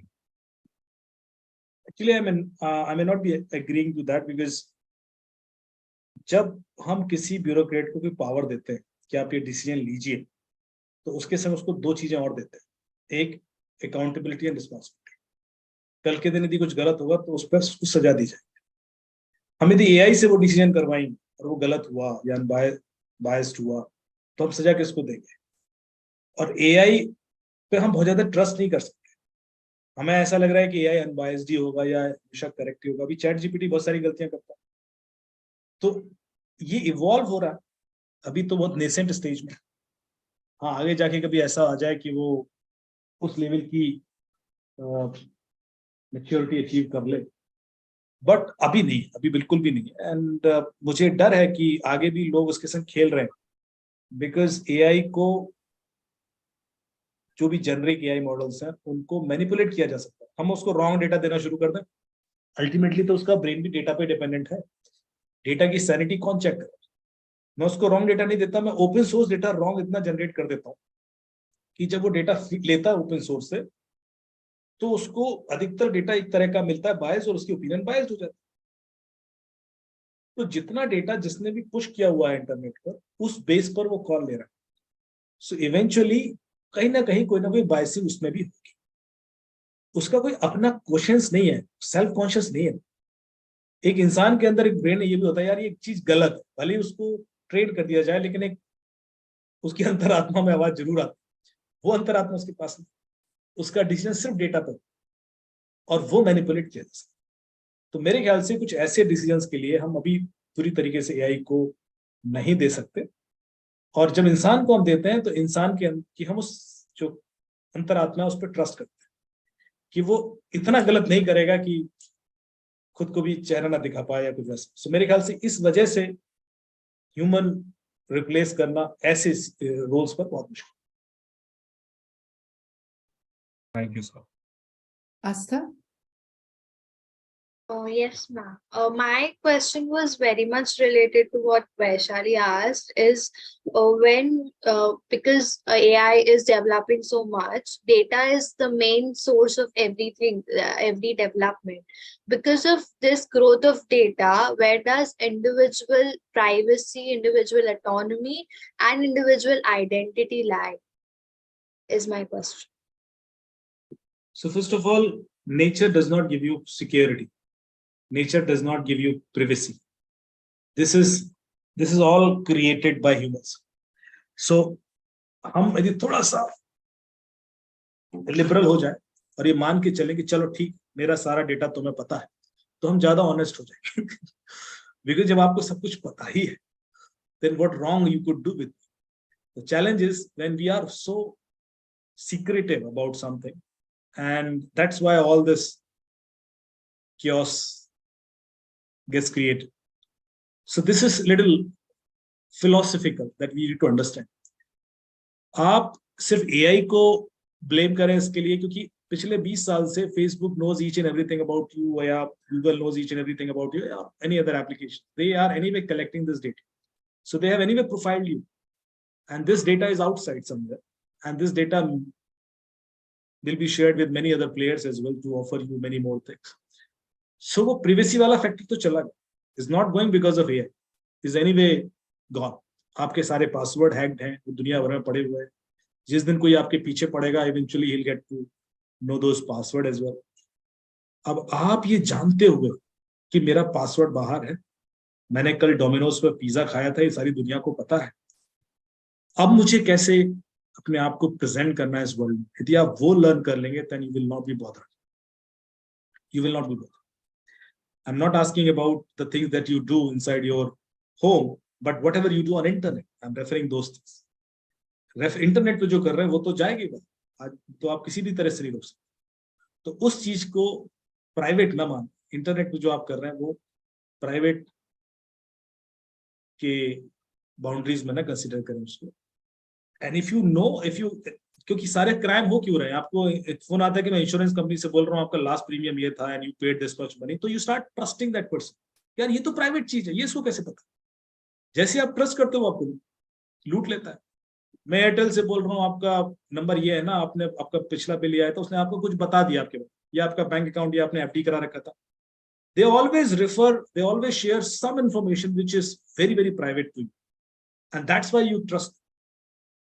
यदि मेरा mindset ऐसे बन जाएगा कि यार ये चीज private होती नहीं, तो फिर कोई मुझे चीट कर ही नहीं सकता. So I think that is the best way of evolving ourselves in for this challenge. Not to keep मतलब बहुत बाउंड्रीज क्रिएट करके सिक्योर करने की जरूरत नहीं है. ले भाई, आपको पता है, मुझे भी पता है, अब आपका कोई कुछ बिगाड़ नहीं सकता. So I think that is the best policy. Or it could be to develop multiple personalities. आप इंटरनेट को क्या बता रहे हैं, वो it should be something different from what you actually are. वो तो देखिए थोड़ा बहुत तो उसमें हर आदमी जो इंटरनेट पे दिखता है और जो रियल में होता है उसमें अंतर तो होता है. It is not same. हाँ, it's not. ये IG में और जो पोस्ट ये जो पिक्चर्स डालते हैं, they are all, we know that it's all fake. So, but पता है AI क्या है? AI उस चीज को भी गैस करता है. यदि आप बहुत हैप्पी पिक्चर डाल रहे हो, तो AI को पता है कि जो हैप्पी पिक्चर डाल रहा है वो हैप्पी नहीं है. AI सीधे सीधे नहीं कंसीडर कर रहा है आपकी सारे इनपुट्स. AI उसी तरीके से कंसीडर कर रहा है जैसे हम सोच रहे हैं. तो जो ट्यूरिंग टेस्ट है, वो मैं कह रहा हूँ, Turing test takes that AI to that level कि उसको ये पता है कि कल के दिन आप अपने आप को छुपाना चाहो तो आप क्या करोगे. तो वो भी AI गैस करता है. इट्स नॉट कि आपने छुपाया तो वो मान लेगा कि हाँ आप छुप. उसको पता है कि there are something which is happening in your mind, that's why you are hiding. So that ways it is evolving. It's not that simple. It's very complicated. So in short, Mr. Dubey, will the lives of our millennials be more difficult than it was for us, especially for me? It will be more interesting. Interesting. More interesting. Difficult also. Difficult. Job perspective से भी लग रहा है, और मुझे ऐसा लग रहा है कि बहुत जब जैसे कंप्यूटर आए थे तो लोग एकदम से डर गए. कई सारी गवर्नमेंट एजेंसीज ने ये कहा कि नहीं हम कंप्यूटर लेंगे ही नहीं, हमारे तो काम नौकरी चली जाएगी. पर आज हम देखते हैं कि हमारे हाथ में ही कंप्यूटर और हम उसके बिना नहीं रह सकते, और still we are evolving and doing better things. तो मैं उस फिलॉसफी पे बिलीव करता हूँ. मुझे ऐसा नहीं लगता कि कोई भी टेक्नोलॉजी कभी इस तरह के चैलेंज हमें क्रिएट कर पाए. ट्रांजिशन फेज में लगता है ऐसा, बिकॉज कुछ लोग हैं जो बिल्कुल सीखना नहीं चाहते या उस चीज को पकड़ना नहीं चाहते. कुछ लोग हैं जो बहुत तेजी से पकड़ के आगे बढ़ेंगे, तो एक गैप बन जाए. बट एक बार वो चीज, एक जनरेशन निकल जाती है तो उसके बाद वो चीज नॉर्मल हो जाती है, and then you get new challenges. तो आगे और भी नए नए चैलेंजेस होंगे. AI तो भी बहुत छोटा सा चैलेंज लग रहा है मुझे. अभी क्वांटम भी आएगा. Okay. Ma'am, there is one question from Yash Agarwal.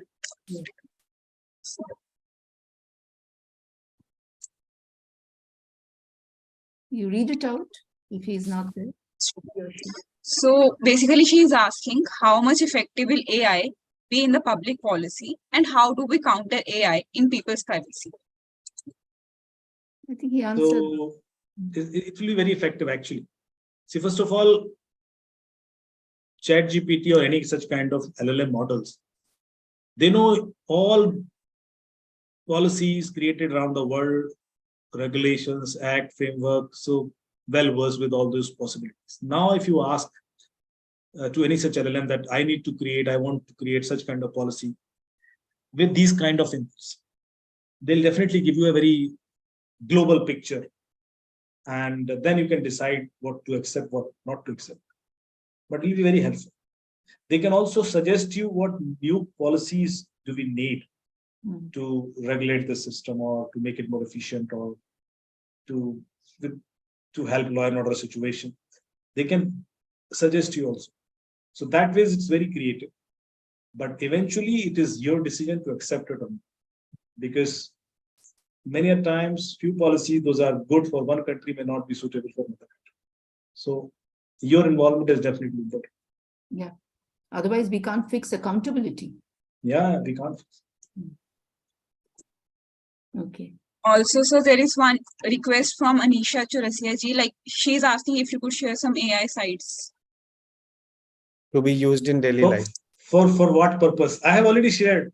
Yeah, Mubird, I have shared some interesting website. Mubird.com is for music creation. You all can play tonight with Mubird, and you can create lots of music. Then there is a website, NVIDIA, where you can draw anything, garbled, and it will convert it into a very beautiful picture.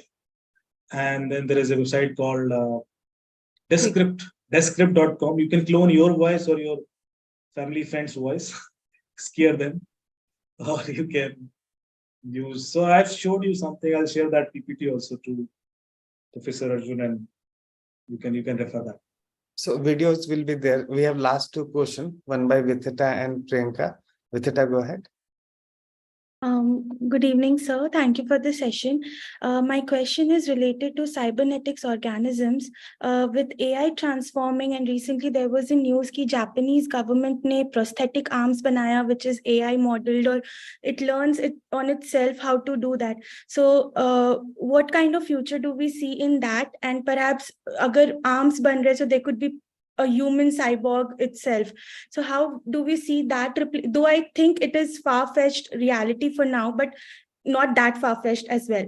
So how do we see that? That is one of the questions I have. And other question is related to, I remember reading an article sometime back related to Interpol talking about policing the metaverse.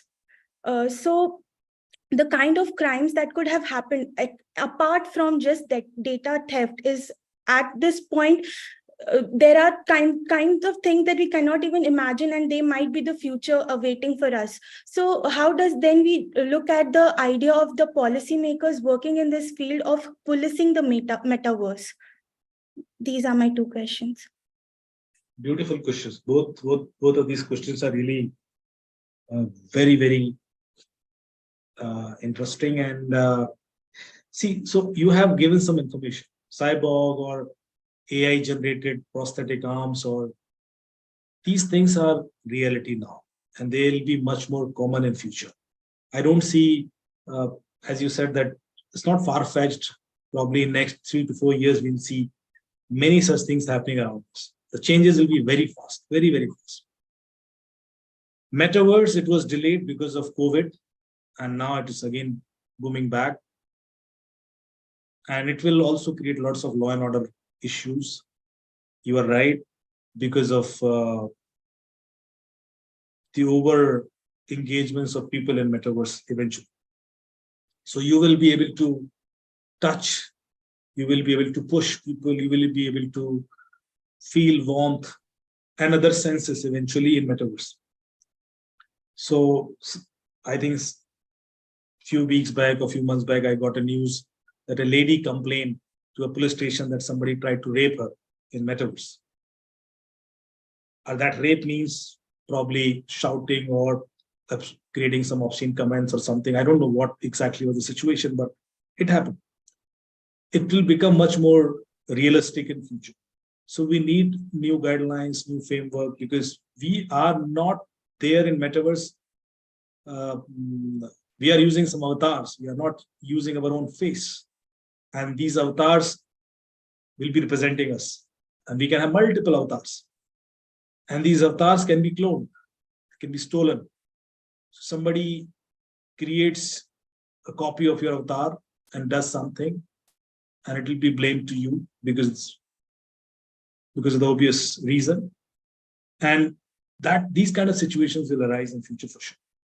So you are right, we need a dedicated metaverse regulation framework, and also to make people accountable so that they should not get away with any situation. ये तो clone हो गया होगा sir, हो सकता है उसने खुद ही किया और उसके बाद कहे भाई वो तो चोरी हो गया, मैं क्या करूं? वो accountability देनी पड़ेगी. And how will we ensure that accountability? How will we map that incident? Do we need logs from the operators, service providers, that when this person entered into this room with this avatar, how will we ensure that he was the guy who was owning this, or if it is not cloned or copied? So there are new algorithms coming. Abhi, I'm researching with few set of interns, and we are developing an algorithm to recognize a person inside metaverse through his behavior, not through his avatar or IP address or email ID. No, we don't need those things. We will recognize you through your behavior, because you can copy all other things. You can spoof all other things, but you can't copy the behavior for a longer duration. So the way you act, the way you blink your eyes or your head movements or your hand movements, and the way you walk, so all those kind of things will be captured. So we'll see right now, because whatever metaverse we have, it is just based on your headgear. We don't have bodysuit right now, so we can't capture many other movements of your body. But based on your head movements and eye movements, we are able to achieve few things. Probably we'll use such kind of algorithms in future to recognize people, to avoid cloning and duplications. I think we can conclude now. It's already 8:45. Yeah. And thank you so much, everyone, for the wonderful discussion. I enjoyed your question. Let's wrap it up for the day. Thank you.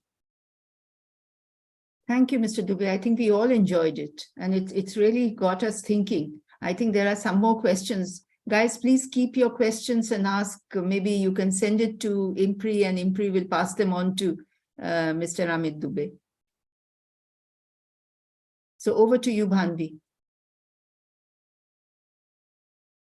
Yeah. So, sir, it was really an informative session, and thank you for giving your time to us. And we wish that you join IMPRI for future events as well. Thank you, sir. Thank you. Thank you, everyone. Bye-bye. Thank you very much.